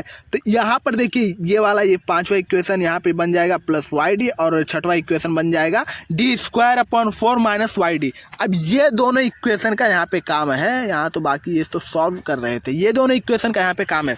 तो यहाँ पे ये दोनों इक्वेशन उठाओ और उसके बाद ला करके यहाँ पे पुट कर दो, यहाँ पे ला करके पुट कर दो, क्योंकि हमने अपने को इन दोनों के बीच में डिफरेंस निकालने का ना, इन दोनों के बीच में डिफरेंस निकालने का है, यानी कि इन दोनों के बीच के अंदर जो डिफरेंस पाथ लेंथ होगा ना, उसी को अपने को फाइंड करना था। शुरू में हमने इक्वेशन बनाया था जो कि H2P माइनस S1P, यही अपने को निकाल करके अपने को कुछ डेल एल या फिर पाथ लेंथ अपने को मतलब पाथ लेंथ मिलेगा, है ना, मिला था अपने को NL या डेल एल जो कुछ भी मिलेगा, ठीक है ना। तो पाथ लेंथ तो वही अपने को सेम टू सेम यहाँ पे ला करके पुट करके उसको अपने को निकालने का है। तो यहाँ पर देखिए यहाँ पे हमने ला करके कर दिया है। अब जो कट रहा है उसको काट दो। यहाँ पे देखिए माइनस करने का है ना, बड़े वाले में से छोटे वाले को माइनस करने का है, तो बस माइनस करना है।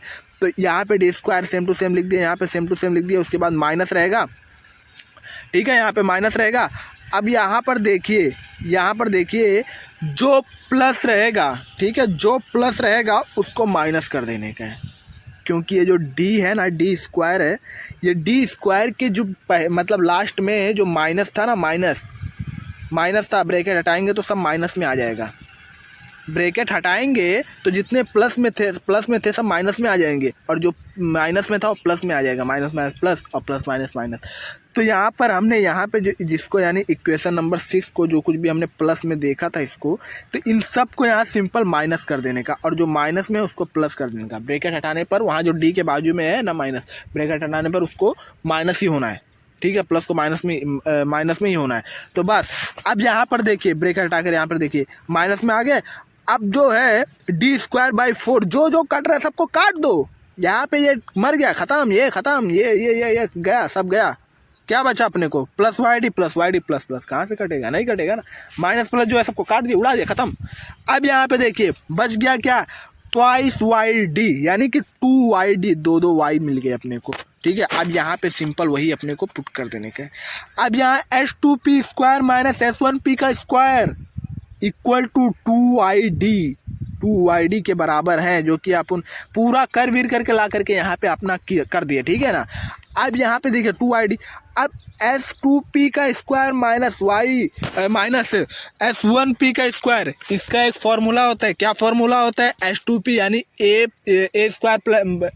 स्क्वायर माइनस b स्क्वायर का a प्लस और b, उसके बाद फिर ब्रैकेट में a माइनस b। ये फॉर्मूला होता है ना मैथ्स का, पता होगा ना, पता नहीं है तो याद कर लो, ये फॉर्मूला होता है, ठीक है। यानी कि a square minus b square रहेगा तो a प्लस b और फिर ब्रैकेट में a माइनस b, और कुछ नहीं, बस वही फॉर्मूला यहाँ पे इसको लाके पुट करने का। ये जो है यही ला करके यहाँ पे पुट कर देने का। तो एक बन जाएगा h2p प्लस s1p और उसके बाद h2p माइनस s1p, ठीक है, ये दोनों बन जाएगा। अब यहाँ पर देखिए जो s1p प्लस में है उसको ला करके यहाँ पे रखिएगा, यहाँ पे, तो यहाँ मल्टीप्लाई में था, अभी आकर के डिवाइड में हो जाएगा, डिवाइड में हो गया, ठीक है। अब क्या बच गया? h2p minus s1p।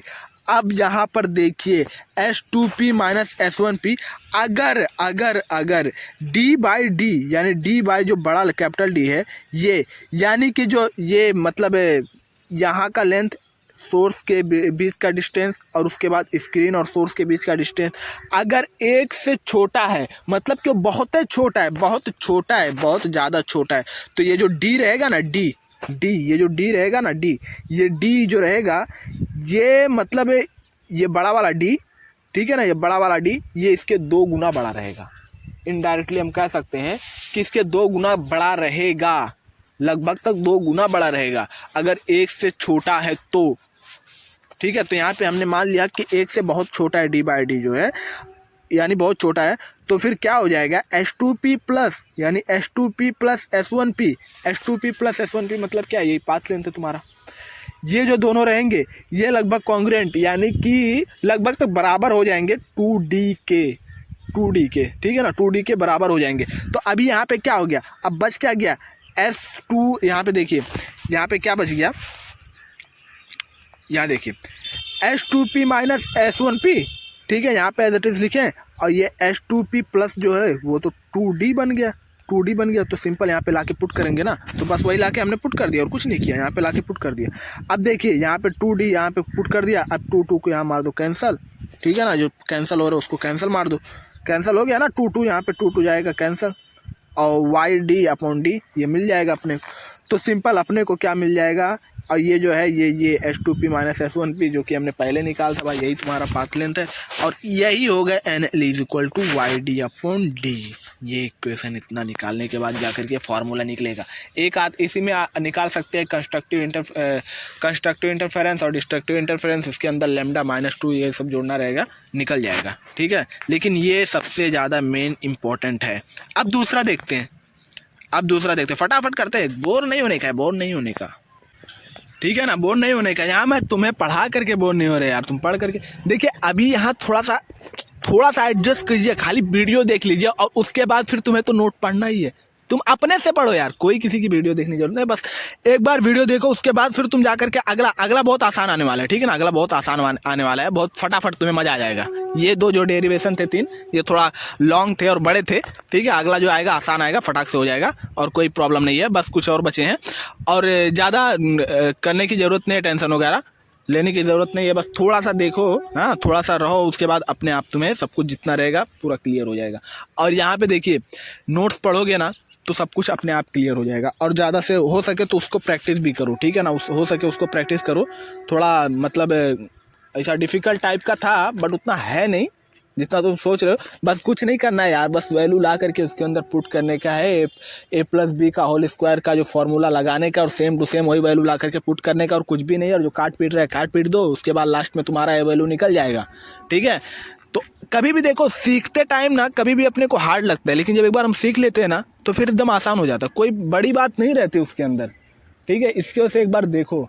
और यहाँ पर जो दूसरा आएगा एक्सप्रेशन, यहाँ पर देखिए दूसरा एक्सप्रेशन आ जाता है, ठीक है।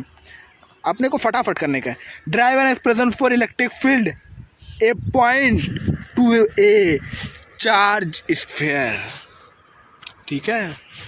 अभी ये वाला देखते हैं, यानी एक अपने को एक्सप्रेशन करने का है कि एक अपने पास स्फीयर है, ठीक है, एक स्फीयर है और उसके चारों बाजू में इलेक्ट्रिक फील्ड ऐसा निकल रही है। तो उसके ऊपर हमने किस एक पॉइंट पे अपने को इलेक्ट्रिक फील्ड फाइंड करने का, और उससे पूरे स्फीयर पे कितना इलेक्ट्रिक फील्ड हो रहा है, कितना चार्जेस प्रोड्यूस हो रहे हैं, सबको अपने को फाइंड करने का है और उसी का एक फार्मूला बनाने का है। तो ठीक है, चलिए देखते हैं। यहाँ पे सिंपल, यहाँ पे देख लेते हैं। यहाँ पे एक स्फीयर है, यहाँ पे ये स्फीयर मतलब इस टाइप का है और इसका रेडियस समझ लो r है। और उसके बाद फिर यहाँ पे कुछ x जो है ये अंदर की तरफ मतलब जा रही है, जो है मतलब ये है, मतलब चारों बाजू में उसके इलेक्ट्रिक फील्ड बन रहा है। अब ये चारों बाजू में इस तरह से ऐसा इलेक्ट्रिक फील्ड बन रहा है और जितने बाजू में इलेक्ट्रिक फील्ड बन रहा है उसको हमने r मान दिया या r मान लिया, ठीक है ना, स्मॉल r मान लिया। और अपने को ये जो है ना, ये इसको हमने P पॉइंट मान लिया और इसी पर अपने को इलेक्ट्रिक फील्ड निकालने का है। और इसका एरिया रहेगा समझ लो ds, मतलब बहुत छोटा है। और छोटे को इंटीग्रेट करके बड़ा कर देंगे। इंटीग्रेट मतलब क्या, जोड़ना, जोड़ देना, उसको सब इंटीग्रेट कर देना, सब बड़ा कर देंगे उतना एरिया लेकर के, है ना। तो बस और कुछ नहीं करने का। यहाँ पे चलिए फटाक से देख लेते हैं यहाँ पे क्या है। तो सबसे पहले अपने को ये पता होना चाहिए कि sigma is equal to q upon a, यानी इलेक्ट्रिक डेंसिटी जो होती है ना, अपने को इलेक्ट्रिक डेंसिटी पता होना चाहिए। डेंसिटी क्या होता है, मास अपॉन वॉल्यूम, यानी कितने वॉल्यूम में कितना मास भरा है ना, कितने वॉल्यूम में कितना मास भरा है। तो यहाँ पर अपने को रियल में डेंसिटी पता चल जाता है, किसी पत्थर या किसी लोहा, किसी प्लास्टिक का कितने मास में, कितने वॉल्यूम में कितना मास भरा है, उसका डेंसिटी पता चल जाएगा। लेकिन अगर इलेक्ट्रिक चीज़ का चाहिए होगा तो उसका कैसे फाइंड करने का है। तो बस कुछ नहीं करने का है, कितने एरिया में कितना ज़्यादा चार्जेस प्रेजेंट है उसी को बोलेंगे उसका डेंसिटी।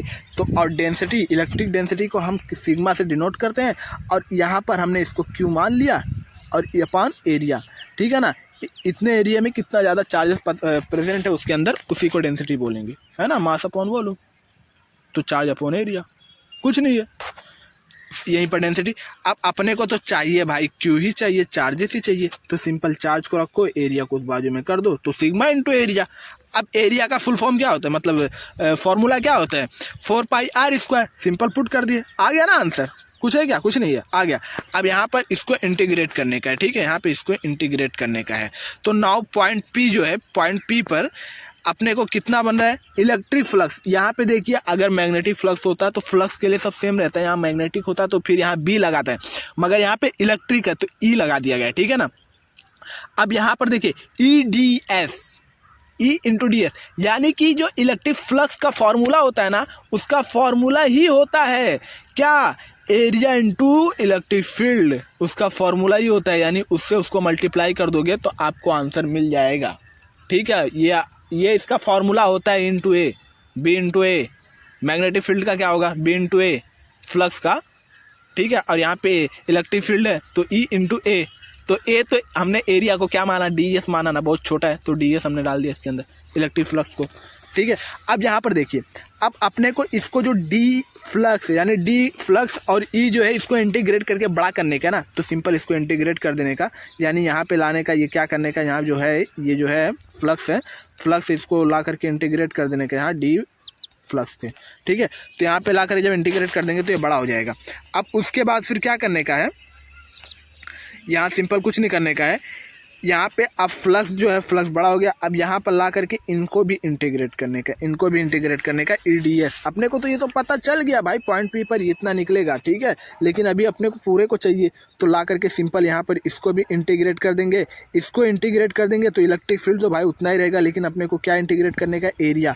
तो यहाँ पर हम ला करके एरिया को इंटीग्रेट करेंगे, इलेक्ट्रिक फील्ड जो है उसको बाहर रखेंगे, ठीक है, इलेक्ट्रिक फील्ड को बाहर रखेंगे। अब इंटीग्रेट कर देंगे, इंटीग्रेट करने के बाद ये बन जाएगा ए बन जाएगा ना। अब बड़ा हो गया ना ये एरिया, इंटीग्रेट करने के बाद ये बड़ा हो गया, एरिया बड़ा हो गया पूरा। अब इस पूरे एरिया का फॉर्मूला क्या होता है, 4πr²। एरिया का फॉर्मूला यही होता है ना। तो क्या हो जाएगा, flux is equal to flux equal to e into 4πr², जो कि एरिया का फॉर्मूला होता है।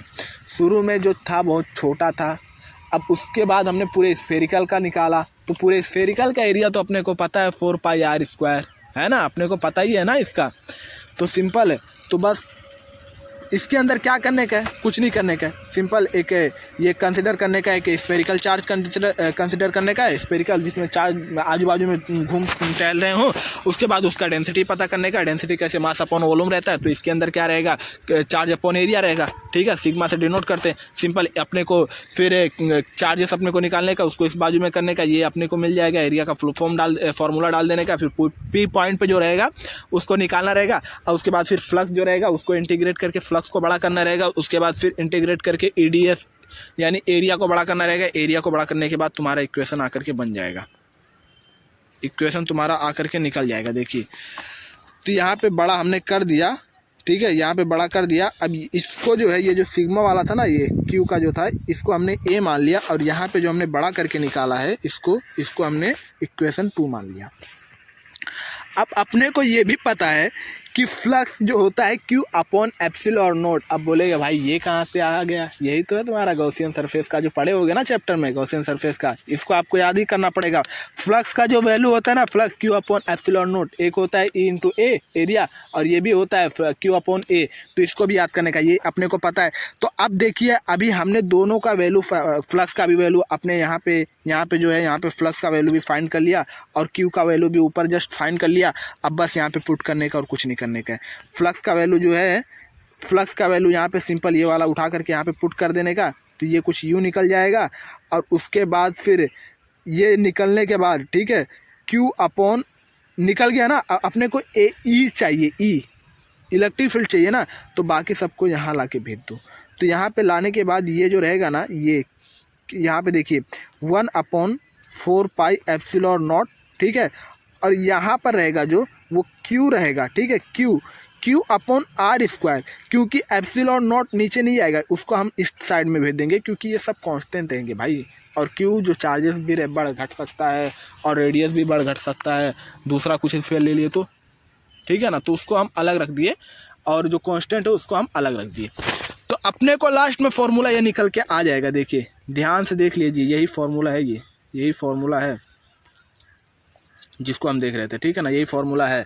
क्या फॉर्मूला है, E = 1/4πε0 और Q/r² यानी रेडियस का स्क्वायर। अब इससे अपने को और भी फाइंड कर सकते हैं, ऑल्सो कैन फाइंड है, और भी हम फाइंड कर सकते हैं। क्या, फ्लक्स का वैल्यू अपने को ये पता है कि Q/ε0। अब इक्वेशन 1 और 2, ठीक है, 1 1 और 2 को निकाल करके, अभी तो पहले हमने क्या किया था, सिर्फ फ्लक्स का वैल्यू पुट किया था, अभी Q का भी वैल्यू पुट कर देंगे। जो हमने ऊपर निकाला था उसका क्या वैल्यू निकाले थे हम लोग, उसका वैल्यू यही निकालते ना, सिग्मा 4πr², सिग्मा से डिनोट किए थे ना, तो सिग्मा था। उसके बाद फिर हमको Q चाहिए था, तो सिग्मा को इस बाजू में भेज दिया, तो सिग्मा × A था, और एरिया A को हमने उसके अंदर मतलब A का फुल फॉर्मूला डाला 4πr², सिंपल यहीं पर आ गया ना, वही तो है और कुछ नहीं है। तो यहाँ पर देखिए क्या है, इक्वेशन 1 और 2, तो 1 और 2 इक्वेशन को लेकर के इसका वैल्यू यहाँ पुट कर दिया और इसका वैल्यू यहाँ पे पुट कर दिया। अपने को फिर से वही चाहिए, क्या चाहिए, इलेक्ट्रिक फील्ड चाहिए। अब यहाँ पर ला करके इसको यहाँ पे पुट कर देने का, यहाँ पर ला करके इसको पुट कर देने का, यहाँ इंटू में डिवाइड हो जाएगा। फिर यहाँ आने के बाद जो रहेगा ना 6 sigma upon epsilon not 4 pi r square upon 4 pi r square. अब ये सबको काट पीट दो, ये सबको जो रहेगा सब काट पीट दो। लेकिन यहाँ पर देखिए आर एक बड़ा आर है, एक छोटा आर है ना, तो यहाँ पर जो आर रहेगा ना वो छोटे आर के इक्वल रहेगा। कैसे इक्वल रहेगा, मतलब कि जो स्फेयर रहेगा स्फेयर पे ही जितना चार्जेस होंगे उतना प्रोड्यूस होंगे, उसके एक्स्ट्रा नहीं होंगे, यानी डेल्टा आर नहीं बनेगा। जिसका रेडियस ये रहेगा उतना ही रेडियस रहेगा, तब ये फॉर्मूला अप्लाई होगा। नहीं समझा होगा तो यहाँ पे समझ लो एक बार। यहाँ पे ये 1 मिनट, जैसे देखो यहाँ पे है ये, ठीक है, यहाँ पे इसका आर है, कुछ आर मान ली, और यहाँ पे एक एक्स्ट्रा बढ़ गया था, उसको हमने आर माना था ना। लेकिन अभी ये एक्स्ट्रा बढ़ेगा ही नहीं, ये जो है ये एक्स्ट्रा नहीं बढ़ेगा, ये एक्स्ट्रा जो है ये नहीं बढ़ेगा, सिर्फ क्या रहेगा, यही बस रहेगा। यही जब रहेगा तो ये इक्वल रहेगा इसके ना। अगर ये बढ़ जाता तो इक्वल नहीं रहता, मगर अभी इक्वल रहेगा ना, तो बस वही सरफेस पे अगर रहा तो उसके लिए हम यहाँ पे ये सिंपल फार्मूला निकाल देंगे। यानी कि अगर वो वहीं पर रहा आर के इक्वल रहा तो ये सब कट जाएंगे, सब कट पिट जाएंगे, इक्वल रहेगा तो क्या अपने को निकल जाएगा, सिग्मा अपॉन एप्सिलॉन नॉट। देख लो यहाँ पे सिग्मा अपॉन एप्सिलॉन नॉट, समझे क्या। अब एक बहुत गजब का डेरिवेशन है यार, बहुत गजब का डेरिवेशन है, मस्त डेरिवेशन है, बहुत ही इंपॉर्टेंट डेरिवेशन है और तुमको आएगा ही आएगा, समझ रहे हो ना। बहुत इंपॉर्टेंट डेरिवेशन है, इसको करके ही जाना, कभी भी करके जाना, ये तुम्हारे लिए बहुत बेटर होगा। ठीक है, ये काफ़ी इंपॉर्टेंट डेरिवेशन है और ये काफ़ी आसान है, काफ़ी मज़ेदार है। इसको हम यूँ करेंगे, ठीक है। क्या है देखिए, वेल ऑफ डेथ यानी कि मौत का कुआं, मौत का कुआं, समझे क्या। मौत का कुआं, कौन सा कुआं, जहाँ पे वो सर्कस वाले जोकर लेकर के बाइक घुमाते रहते हैं, मौत का कुआं है वो। वहाँ पे कोई भी गया उसकी मौत फिक्स। लेकिन वहाँ पे जो जाने वाले हैं उनको तरीका पता है यमराज को घूस देने का, है ना।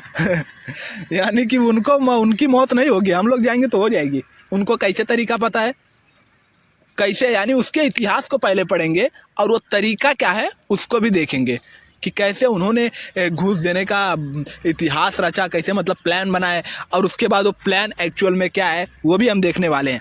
और ये प्लान यहाँ पे है, देखिए फिजिक्स हमको बताएगा वो, ठीक है ना। हाँ, तो मौत का कुआं देखिए यहाँ पे f s is equal to, मतलब समझ लीजिए यहाँ पे देखिए, यहाँ पे हमने एक कुआं ले लिया, यहाँ पे एक कुआं ले लिया, एक इस टाइप से ऐसा कुआं है, मतलब यहाँ पे एक कुआं है, और उसके बाद वो बंदा कुछ ऐसे ऐसे चला रहा है, साइकिल ऐसे ऐसा घुमा रहा है, ऐसे ऐसा घुमा रहा है, ठीक है। अब यहाँ पर देखिए एन जो है, एन ये नॉर्मल है, ये अपनी तरफ खींच रहा है मतलब गोल गोल घुमा रहा है। तो जब अपनी तरफ खींच रहा है यानी कि सेंट्रीपिटल फोर्स का काम कर रहा है ना। सेंट्रीपिटल फोर्स का फॉर्मूला क्या होता है, mv² अपॉन आर, और mg को कौन बैलेंस कर रहा है, fs, यानी कि फ्रिक्शन उसको बैलेंस कर रहा है, फ्रिक्शन उसको नीचे नहीं आने दे रहा है, ठीक है ना। अब बोलोगे भाई कि ये लोग ऐसे कैसे होता है, ऐसे कैसे होता है, यानी कि फ्रिक्शन तो नॉर्मली दीवार पे भी रहता है, शायद दीवार पे भी रहता है, तो वहाँ पे क्यों नहीं, मतलब वहाँ पे क्यों नहीं कोई बाइक चला सकता है। लेकिन उतना फ्रिक्शन यहाँ पे नहीं होता है ना रे बाबू। देखो यहाँ पे देखो क्या होगा, अगर ये ऐसा सीधा जाएगा तो नॉर्मली वो नीचे ही गिर जाएगा ना। लेकिन अगर ऐसा गोला रहेगा तो ये अगर यहाँ लीनियर मोशन परफॉर्म करना चाहेगा, बाइक हमेशा लीनियर मोशन परफॉर्म करना है, कोई भी ऑब्जेक्ट रहेगा लीनियर मोशन परफॉर्म करना रहेगा। अगर किसी और मोशन में उसको परफॉर्म करवाना है तो उस पर हमको फोर्स लगाना पड़ेगा, अपना एक्स्ट्रा फोर्स। पर अगर सर्कुलर करवाना तो परपेंडिकुलर लगाना पड़ेगा। तो ये बाइक हमेशा लीनियर करना करेगा, ठीक है। तो ये दीवार से टकरा जाएगा, दीवार से यहाँ पे इसे जो रहेगा टकरा जाएगा। तो यहाँ पर समझो दीवार है, एक मिनट, यहाँ पे समझो दीवार है और ये बाइक का पहिया है, ये जाके इससे टकरा जाएगा और एकदम और ज़्यादा टकरा जाएगा। तो ये काफ़ी एकदम प्रेशर में आ जाएंगे ना, काफ़ी प्रेशर में आ जाएंगे, उनका पहिया और दीवार के बीच में काफ़ी प्रेशर में आ जाएगा, टकराव आ जाएगा। तो उसके बाद फिर, लेकिन अभी तो इसको लीनियर मोशन परफॉर्म करने का, तो दीवार इसको अपोज करेगा, इसे धक्का मारेगा, तो ये दोनों आपस में चिपक करके आगे जाएंगे, लेकिन दीवार फाड़ के तो जाएगा नहीं, बस मुड़ जाएगा, क्योंकि दीवार उसको ढकेल देगा। लेकिन उन टायर और दीवार के बीच में काफ़ी ज़्यादा प्रेशर होगा, इसके वजह से, प्रेशर होने की वजह से टायर काफ़ी दीवार के एकदम चिपका रहेगा, उतना ही चिपका रहेगा। इसका मतलब उतना ही ज़्यादा उसके अंदर फ्रिक्शन होगा, समझे क्या, उतना ही ज़्यादा उसके अंदर फ्रिक्शन होगा, जितना ज़्यादा चिपकेगा उतना फ्रिक्शन होगा ना। अभी आप उंगली ले लो, ऐसा दीवार पे हल्का सा टच करो तो नॉर्मली ऐसा टच कर ले, लेकिन दबा के टच करो क्या नीचे आएगा? नहीं होगा। दबा के एकदम टच करेगा तो नीचे नहीं आ रहा है ना, वही फ्रिक्शन होता है। तो गोल गोल इसीलिए ऐसा घूमते रहता है, जितने स्पीड में जाएगा लीनियर मोशन परफॉर्म करेगा, दीवार उसको अपोज करके एकदम दबा देगा उसका पहिया। और अगर कोई लीनियर में टाइप का मतलब रहेगा, ऐसा इस टाइप का दीवार लेगा तो क्या इस पर बाइक चलेगी? नहीं चलेगी, है ना, नहीं चलेगी। ये डायरेक्ट ऐसा सन करके निकल जाएगी, यानी गिर जाएगा, उसको कोई अपोज करने वाला है ये नहीं। तो यहाँ पर देखिए हमने एम जी को मतलब जो फ्रिक्शन फोर्स है, फ्रिक्शन फोर्स की वजह से नीचे नहीं गिर रहा है, यानी कि एम जी को बैलेंस करके रखा है, ठीक है। और नॉर्मल उसको खींच रहा है, यानी कि mv²/r के बराबर है, सेंट्रीपिटल फोर्स का काम कर रहा है। बस अब कुछ नहीं करने का, सिंपल। यहाँ पे जो मैंने आपको यहाँ पे बताया वही यहाँ पे सेम लिखा है। नॉर्मल mg मतलब वेट, उसका ग्रेविटेशनल का जो रहेगा मास, और ग्रेविटी जो कुछ भी रहेगा उसका वेट। तो यहाँ पर देखिए एफ मतलब कि frictional force equal to mg, है ना, mg के बराबर है फ्रिक्शन फोर्स, जो कि इसको बैलेंस कर रहा है mg को, और mn जो रहेगा उसको बैलेंस कर रहा है mv² को, है ना। लेकिन यहाँ पे एक फॉर्मूला भी है, वो भी देख लेते हैं ज़रा। fs यानी कि फ्रिक्शन फोर्स का फॉर्मूला एक आता है μsn। ये फॉर्मूला ये आपको याद कर लो, ठीक है ना, ये आपको याद करना पड़ेगा, ये आपको याद ही करना पड़ेगा। ये जो fs इक्वल है μsn, ये एक फॉर्मूला है, इसको आपको याद करना पड़ेगा, ठीक है ना। तो ये फॉर्मूले से अपन फाइंड कर सकते हैं, क्योंकि f is equal to mg और n इसके बराबर हो गया, तो ये फॉर्मूला आ जाएगा fs is equal to μsn। अब यहाँ पर देखिए इक्वेशन 1 को इसके अंदर पुट कर देने का, इक्वेशन 1 को इसके अंदर पुट कर देने का। तो कैसे पुट हो जाएगा? F s is equal to μsn, तो μsn अगर fs के इक्वल है और fs mg के भी इक्वल है, तो यानी कि क्या हो जाएगा? μsn is equal to mg। μsn के भी इक्वल हो जाएगा ना, जीरोथ लॉ के मुताबिक। अगर ये इसके इक्वल रहेगा, ये इसके इक्वल रहेगा, तो ये इसके भी इक्वल रहेगा, है ना। समझे क्या बात को? तो ये इक्वल, इसके भी इक्वल हो जाएगा। अब सिंपल यहाँ पे क्या करने का है, एन का यहाँ पे देखियो μsn, एन का फुल फॉर्म क्या होता है? mv मतलब नॉर्मल है ना, नॉर्मल किसको बैलेंस कर रहा था वहाँ पे? कुएं को किसको बैलेंस कर रहा था? वो गाड़ी को खींच रहा था अपने तरफ, यानी कि mv²/r सेंट्रीपिटल फोर्स का काम कर रहा था, उसका फुल फॉर्म यही है। तो यहाँ पे क्या करने का, इसको पुट कर देने का, तो क्या है μs mv²/r equal to mg। यहाँ पे देखिए यही सेम टू सेम वही पढ़ के दोहरा है, ठीक है। अब यहाँ पर क्या करने का है, यहाँ पे अपने को वेलोसिटी फाइंड करने का ना, अपने को वेलोसिटी फाइंड करने का है, मोस्ट सेफ वेलोसिटी फाइंड करने का है। तो v² अपने को फाइंड करने का है, तो सब जितने हैं इसको इधर भगा देने का। कितने स्पीड में चलाएंगे तभी वो मतलब कि आप नीचे नहीं गिरेंगे, कितने स्पीड में चलाएंगे तभी नीचे नहीं गिरेंगे, ठीक है ना। तो वही अपने को जानने का है। तो ये वाले सबको इस साइड भेज देने का, v² रखेंगे। तो यहाँ पे देखिए μs यहाँ पे जो आ जाएगा, μs जो रहेगा, एक मिनट, μs जो रहेगा, μs और जो या मतलब m रहेगा, वो क्या हो जाएगा? नीचे आ जाएगा। देखिए μsm यहाँ इनटू में है, यहाँ जाकर के क्या आ जाएगा? डिवाइड में आ जाएगा, है ना। और उसके बाद r जो रहेगा, r जाकर के डिवाइड में, तो वहाँ इनटू में आ जाएगा, तो सिंपल उल्टा हो जाएगा। तो ये m मतलब यहाँ m आ जाएगा और अपॉन m में आ जाएगा, ये m कैंसिल हो जाएगा, और rg अपॉन μs रहेगा, तो सिंपल यहीं पर मिल जाएगा v² अपॉन, यहाँ देखिए v²/rg अपॉन μs, और उसके बाद फिर ये लास्ट में फॉर्मूला अपने को मिल जाएगा। यानी ये स्क्वायर के फॉर्म में ना, v² है ना, ये v² है, स्क्वायर को हटाएंगे तो अंडर रूट लगा देंगे उसके इक्वल वाले साइड में, ये अपने को मिल जाएगा। समझा क्या बात को? ज़्यादा कुछ हार्ड था नहीं, बहुत आसान था। यहाँ पे आप चाहिए होगा देख लो। अब आते हैं दूसरे फॉर्मूले पे। यहाँ पर देखिए, obtain an differential equation expression for linear SHM।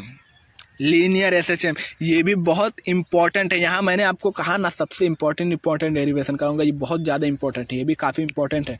इसको आप पढ़ के जाना, ये आए दिन पूछते रहता है भाई, इसको पढ़ते जाना, ठीक है, ठीक है। ये काफ़ी ज़्यादा इंपॉर्टेंट है डिफरेंशियल इक्वेशन, और जितना इंपॉर्टेंट है उतना आसान भी है, जितना इंपॉर्टेंट उतना आसान भी है। ज़्यादा कुछ हार्ड नहीं है यार, कुछ नहीं करने का है, बस यहाँ पे अपने को थ्योरी समझ के रखने का है, और उसके बाद एक फॉर्मूला निकलेगा, डायरेक्टली प्रोपोर्शनल, ये इनडायरेक्टली प्रोपोर्शनल, ये सबको आपको पता ही होगा। बस उसी फॉर्मूले पे सारा वैल्यू, उसका फॉर्मूला पुट करते करते करते करते आपका लास्ट में आंसर ही आ जाएगा, कुछ भी नहीं करने का है। यहाँ पे देखिए क्या है डिफरेंशियल इक्वेशन, क्या है ऑब्टेन डिफरेंशियल इक्वेशन, ठीक है ना, एक्सप्रेशन फॉर लीनियर एसएचएम, यानी कि एक लीनियर एसएचएम है, मतलब लीनियर है, सिंपल हार्मोनिक मोशन, यहाँ पे जो लीनियर फॉर्म में है ऐसा, और उसके पास एक ऐसा कुछ टाइप का ये है, मतलब ऐसा बॉक्स है और उस पर एक ऐसा स्प्रिंग लगी हुई है, ऐसे स्प्रिंग लगी हुई है। अगर आप यहाँ पर फोर्स दोगे ऐसा इस साइड में, ऐसा एक फोर्स लगा रहे हो इस साइड में, तो क्या ये बढ़ेगा, स्प्रिंग खींचेगा? हाँ बिल्कुल खींचेगा भाई, जितना फोर्स लगाओगे उतना खींचेगा ना, स्प्रिंग बढ़ेगा, हाँ बढ़ेगा, बिल्कुल बढ़ेगा।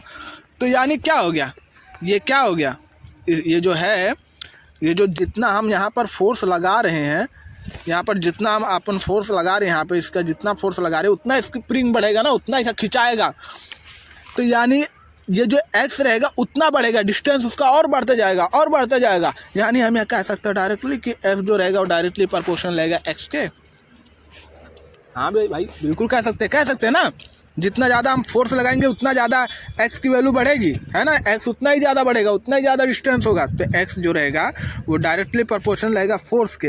अब उसके बाद यहाँ पे हमने लिख दिया, अब डायरेक्ट प्रोपोर्शन का साइन हटाएंगे तो एक के आता है, कांस्टेंट वैल्यू, ठीक है, तो वही कांस्टेंट वैल्यू यहाँ पर पुट कर देने का है।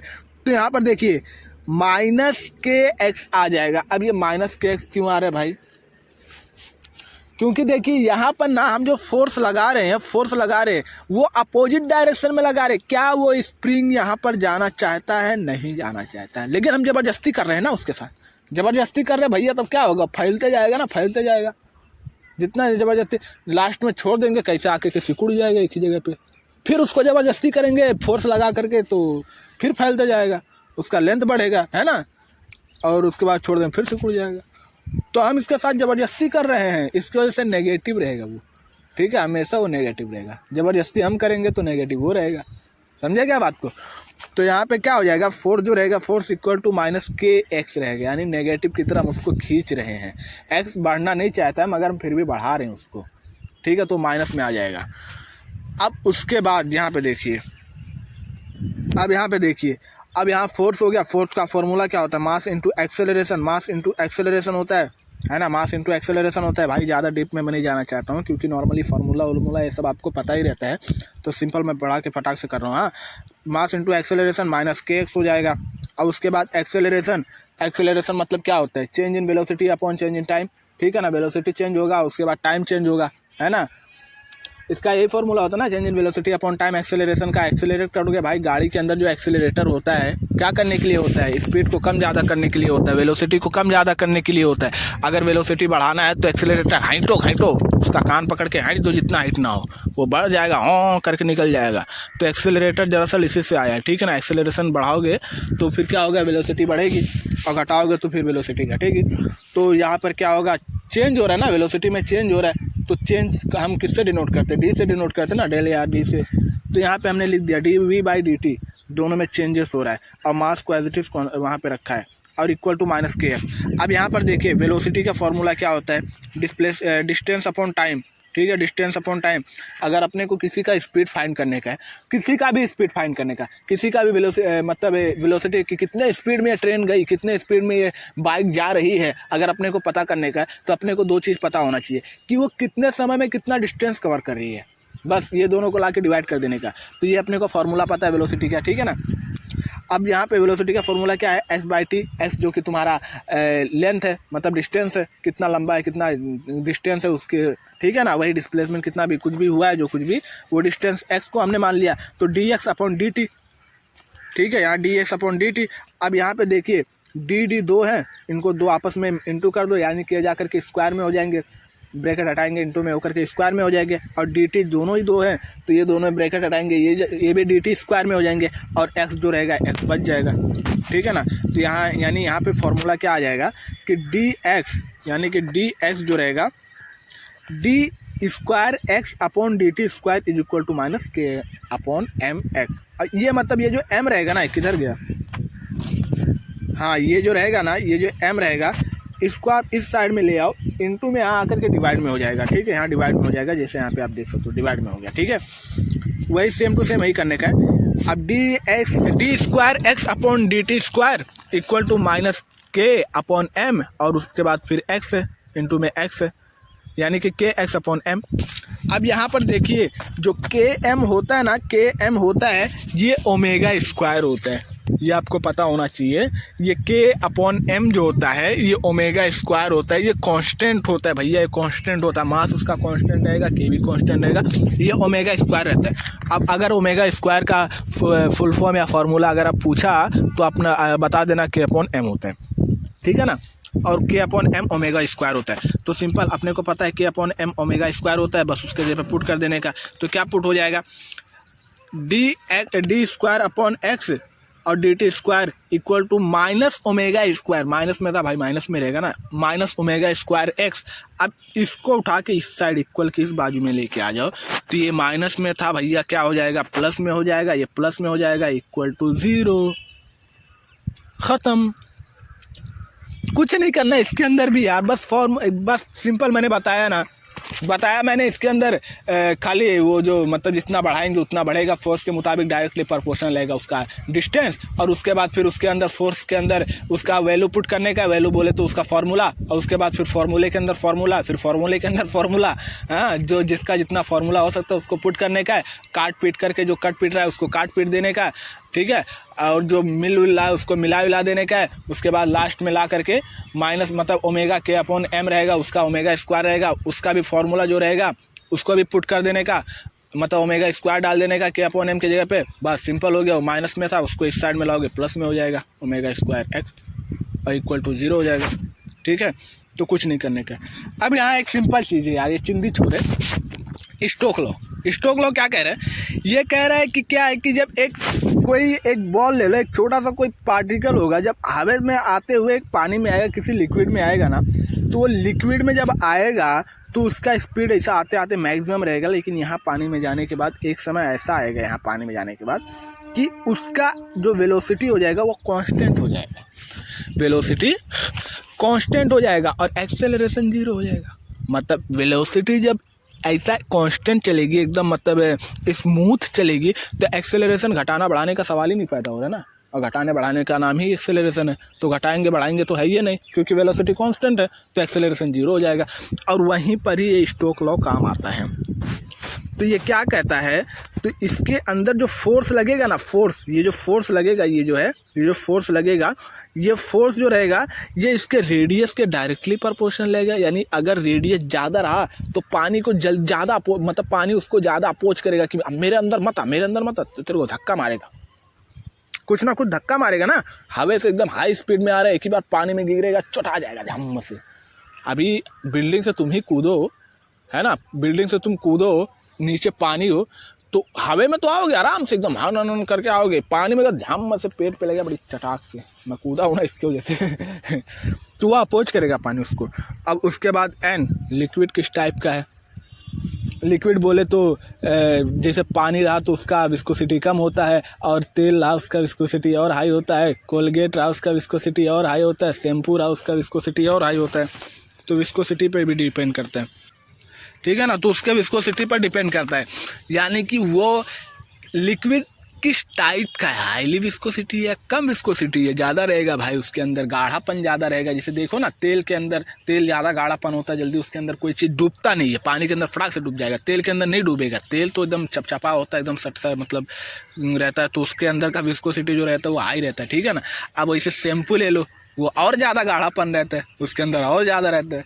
अब तुम कोलगेट ले लो, है ना, तो वही होता है। विस्कोसिटी का मतलब क्या होता है कि ऐसा चीज़ जो फ्लो होने से रेजिस्टेंस का काम करे, फ्लो होने पर रेजिस्टेंस का काम करे, उसको विस्कोसिटी बोलते हैं। यानी कि अगर किसी ऊबड़ खाबड़ जगह पर ना, ऊबड़ खाबड़ जगह पे अगर पानी को बहा देंगे तो वहाँ पे उसका विस्कोसिटी जो रहेगा ना, यानी फ्रिक्शन आएगा वहाँ पे, तो उसका विस्कोसिटी वहाँ पे ज़्यादा रहेगा, क्योंकि वो बहने नहीं देगा ना, वो सड़क उसको बहने नहीं देगा पानी, जल्दी धारा वारा मारेगा, एकदम अपोज करेगा पानी को, तो उसको विस्कोसिटी बोलते हैं, ठीक है ना, जो अपोज कर रहा हो, रेजिस्टेंस का काम कर रहा हो फ्लो पे, यानी फ्लो करने पर जो रेजिस्टेंस का काम कर रहा हो उसको विस्कोसिटी बोलते हैं।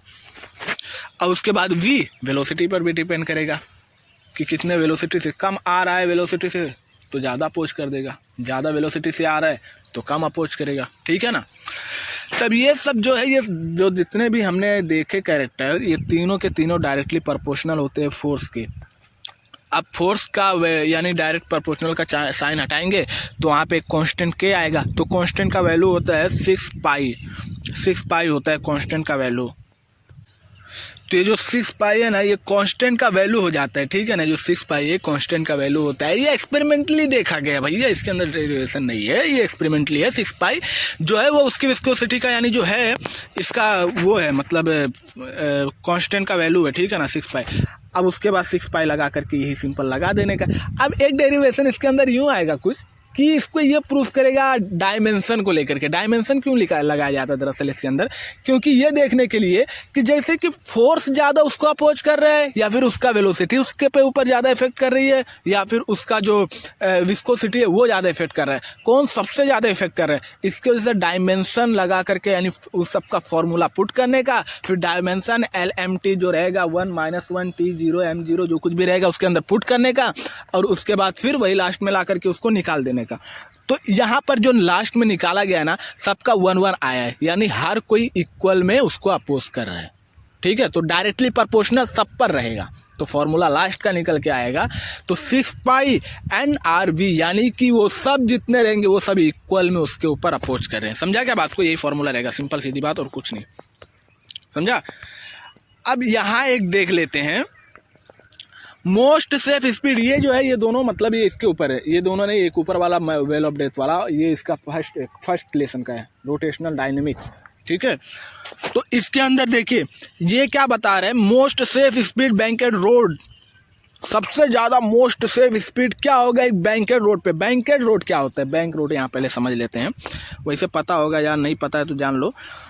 यहाँ पे कोई ऐसा रोड हो, ऐसा रोड हो, हाँ, जो कुछ एंगल बनाया हो, ऐसा रोड हो कुछ जो कुछ एंगल बनाया हो। यहाँ पे समझ लो एक गाड़ी है, ये गाड़ी है ऐसा जा रही है, यहाँ पे समझ लो ऐसा है, और रोड जो है ना वो ऐसा कुछ टाइप का हो। ऐसा बोले तो ऐसा मतलब है यानी कि ऐसा एकदम ढलान टाइप का, ब्रिज होता ना, ब्रिज ऐसा ब्रिज टाइप का हो, लेकिन इस पर चढ़े ना बल्कि इधर से ऐसा आए, ऐसा ढलान टाइप का ऐसा आए। देखिए यहाँ पे आपको दिख रहा है ना, यहाँ पे आपको दिख रहा होगा ये जो मोस्ट सेफ का कॉन्सेप्ट है, यहाँ पे आप दिख रहा होगा ऐसा ढलान टाइप का है। इतना भी ढलान नहीं रहता भाई, नहीं तो ऐसे ही फिसल जाएगा।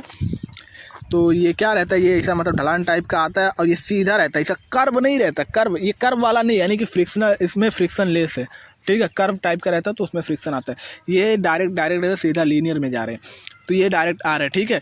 तो इसके अंदर देखिए इसका कैसे मोस्ट सेफ स्पीड, देखिए फिजिक्स कितना गजब है ना। लिखा रहता ना कहीं कि इतने किलोमीटर पर आवर इतना चलिए, जो पर मिनट मतलब जो कुछ भी रहता है उसका स्पीड बताया रहता है कि इतने, यानी इतने स्पीड पे यहाँ पे चलना अलाउड है, इससे कम ना ज़्यादा, नहीं तो फाइन लगेगा भाई। और यहाँ पर मैक्सिमम स्पीड इतना होना चाहिए, मिनिमम इतना होना चाहिए। तो ये फिजिक्स होता है, यही तो सब फार्मूला वगैरह निकाल करके ड्राइव करते हैं, और उसका एंगल मापते हैं कितना होता है, कितना मेजर करने के बाद फिर फार्मूले में पुट करके ला करके निकाल दे तो उसका वैल्यू, और उसके बाद बोर्ड में छाप देते हैं। अभी हमको पता कैसे ये लोग को पता रहता है यार, मैं तो ये सोचता था लगता है ये लोग चलाते होंगे एकदम जोर का, और उसके बाद जहाँ पे देखते इतने स्पीड से मैं मरता हूँ या फिर जीता हूँ, 1-2 लोग की मौत हो जाए तब पता चलता है इक्वेशन, मतलब कितने स्पीड से चला भाई। तो ये फिजिक्स है भाई।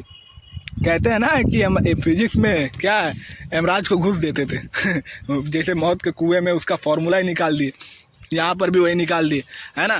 तो यहाँ पर देखिए क्या होता है, यहाँ पर कार ऐसा आ रही है, ये रोड पर, तो रोड का कुछ एंगल थीटा बना रहा है, और उसके बाद फिर यहाँ पे नॉर्मल इसको बैलेंस कर रहा है, तो नॉर्मल के जस्ट अपोजिट जो सीधा रहेगा वो n cos रहेगा, और ये वाला जो रहता है n sin, जो कि x एक्सिस y एक्सिस पे जो रहता है, तो y पर cos रहेगा, वो x पर sin रहेगा। तो हमने लिख दिया सिंपल n cos और n sin, ये दोनों जो रहेगा वेक्टर है, और इनको रिजोल्यूशन मतलब कि ये दोनों को ऐड करके जो यहाँ ये जो n है ये x एंड y दोनों पे है, तो x पर कितना है, y पर कितना है, सिंपल यहाँ पे हमने देख लिया n sin थीटा और n cos थीटा, ठीक है ना। अब यहाँ पर नीचे इसके जस्ट ग्रेविटी खींच रहे हैं, यानी mg इसको खींच रहा है, और उसी को बैलेंस कर रहा है n, है ना, n cos को लेकर के n sin को लेकर के, बस सिंपल यहाँ पे इसको ला करके पुट करने का, कुछ नहीं करने का। यहाँ पर कुछ यूँ करने का है कि ये जो n sin है ना, n cos जो है mg के बराबर है, क्योंकि यहाँ पे n cos था और यहाँ जस्ट इसके नीचे mg खींच रही थी, तो n cos mg के बराबर रहेगा, और n sin जो कि इस साइड खींच रहा है यानी सेंट्रीपिटल फोर्स का काम कर रहा है, तो यहाँ पे क्या हो जाएगा mv²/r, ये दोनों को इक्वेशन 1 बोल देने का, बस सिंपल इन दोनों को लेकर के डिवाइड कर देने का, कुछ नहीं करने का। अब इसको उठा करके यहाँ पे डालने का, इसको उठा के यहाँ पे डालने का, ठीक है। यहाँ पे इसको उठा के डाल देने का, डिवाइड करने का, एन एन जो रहेगा कट जाएगा, और उसके बाद फिर रहेगा जो एम एम जो रहेगा वो भी कट जाएगा। यहाँ पे जैसा कि देख सकते हैं एम एम कट जाएगा। फिर उसके बाद आर जी यहाँ पे ला करके पुट कर देने का, ठीक है, आर जी यहाँ पे ला करके पुट कर देने का। तो ये कुछ यूँ हो जाएगा, आर जी यहाँ पे आ जाएगा ना वी स्क्वायर। और देखिए साइन अपॉन कॉस क्या होता है, टेन होता है, ये बात याद रखना, मैथ तो पढ़ते हो ना, ठीक है कोई बात नहीं। तो साइन अपॉन कॉस 10 हो जाएगा। तो tan theta is equal to v square upon r g. अब देखो वी स्क्वायर अपने को वी फाइंड करने का, वेलोसिटी तो अपने को फाइंड करने का है, तो आर जी को इस साइड में लेकर चले जाओ तो क्या हो जाएगा, v square equal to tan theta r g. तो अभी स्क्वायर को हटाने का है, तो यहाँ पे क्या मिल जाएगा अपने को, v equal to tan theta मतलब टेन थीटा आर जी, यानी अंडर रूट में रहेगा। ठीक है, तो ये सिंपल सा फॉर्मूला था, यहाँ पे सिंपल आपको ख़त्म हो जाएगा। ठीक है, तो यहाँ पे तो चलिए गाइस, फिर से थैंक यू सो मच। यहाँ आपका लेक्चर समाप्त होता है, ठीक है, ख़त्म हो जाता है। All the best for your exam, ठीक है। और यहाँ देखिए अभी कुछ डेरिवेशन छूट गए यार, ठीक है, कुछ डेरिवेशन छूट गए क्योंकि वीडियो जो है बहुत मतलब उसका लेंथ जो है बहुत लॉन्ग हो जा रहा था। यहाँ देखिए 1.5 घंटे का बन गया वीडियो, 1.5 घंटे का बन गया। इसकी वजह से हम आने वाले टाइम में जस्ट उसको भी पूरा कवर कर देंगे, ठीक है, जो और डेरिवेशन कुछ बचे हैं उसको भी कवर कर देंगे। यहाँ पे आपका हाफ डेरिवेशन हो गया, यानी कि हाफ चैप्टर का डेरिवेशन पूरा कंप्लीट हो गया। अब उसके बाद आने वाला डेरिवेशन जो रहेगा ना, उसको आप पूरा एकदम मतलब वो कवर कर लिए, समझो फिजिक्स का पूरा खत्म। साल भर पढ़ो ना पढ़ो, यहाँ कर लिए तो खत्म। अब थ्योरी की बात बची, तो थ्योरी जो तुम्हारी है ना, थ्योरी तो कहीं ना कहीं भाई तुम सुने रहोगे, उसको ला करके तुम पुट करके उसको कैसे भी करके आंसर निकाल लेगे उसके अंदर। अब बोलेगा सेंटीपिटल फोर्स क्या होता है, सेंटीफ्यूगल फोर्स क्या होता है रोटेशनल डायनेमिक के अंदर, तो यही बोलेंगे ना भाई, जो खींचता है उसको सेंटीपिटल, जो अवे फेंकता है दूर फेंकता है उसको सेंटीफ्यूगल बोलते हैं। तो इस टाइप के हिस्सा आते हैं, तो आप बना करके उसके अंदर लिख सकते हो, तो वो मार्क्स देगा ही। लेकिन हाँ, यहाँ डेरिवेशन में अगर आपको नहीं आता तो उसको बना नहीं सकते, क्योंकि ये किसका लैंग्वेज है, मैथ का लैंग्वेज, इंग्लिश का लैंग्वेज नहीं है। ठीक है, तो मैथ के लैंग्वेज में तुमको सीखना ही पड़ेगा, प्रैक्टिस करना पड़ेगा। तो बस जितना भी कराया गया है ना उसको आप प्रैक्टिस करिए, ठीक है, उसको आप प्रैक्टिस करिए। और उसके बाद फिर आप मतलब कोई भी डाउट अगर रहा तो कमेंट में करना, और अगर आपको इसका पीडीएफ चाहिए तो आपको पीडीएफ में मिल जाएगा। तब तक के लिए bye bye, thank you so much, all the best for your exams. और एक चीज़ और बताना चाहूँगा कि आपको मैकेनिकल प्रॉपर्टी ऑफ फ्लूइड का एक डेरिवेशन है, यानी उस चैप्टर का एक डेरिवेशन है जो कि इसी चैनल पर अपलोड कर चुका गया है, मतलब कर दिया गया है इसी चैनल पर। तो आप जा करके वो देख लो, वो भी काफ़ी इंपॉर्टेंट, वो भी पूछेगा ही पूछेगा, समझ लो, वो भी बहुत ज़्यादा इंपॉर्टेंट है। इसलिए बेटर होगा जा करके इसी चैनल पर आप एक्लिड एकेडमी पर आप जा करके वो देख लो, वो ज़्यादा बेटर रहेगा आपके लिए। तो वो देख करके उसके बाद फिर मतलब उसको भी प्रिपेयर कर लो, ठीक है। तो ये बताना था, मतलब कि वो काफ़ी ज़्यादा इंपॉर्टेंट रहेगा, जिसके अंदर अपने को प्रेशर फाइंड करना रहेगा। एक बबल्स के अंदर जब वो ड्रॉप रहता है, वो बबल्स बनता है, तो उसके अंदर जो प्रेशर रहता है तो वो अपने को फाइंड करना रहेगा, ठीक है ना। तो जा करके आप मतलब देख लो, और उसके बाद डेरिवेशन जो उसका रहेगा वो प्रिपेयर कर लो। तो थैंक यू, चलिए बाय बाय।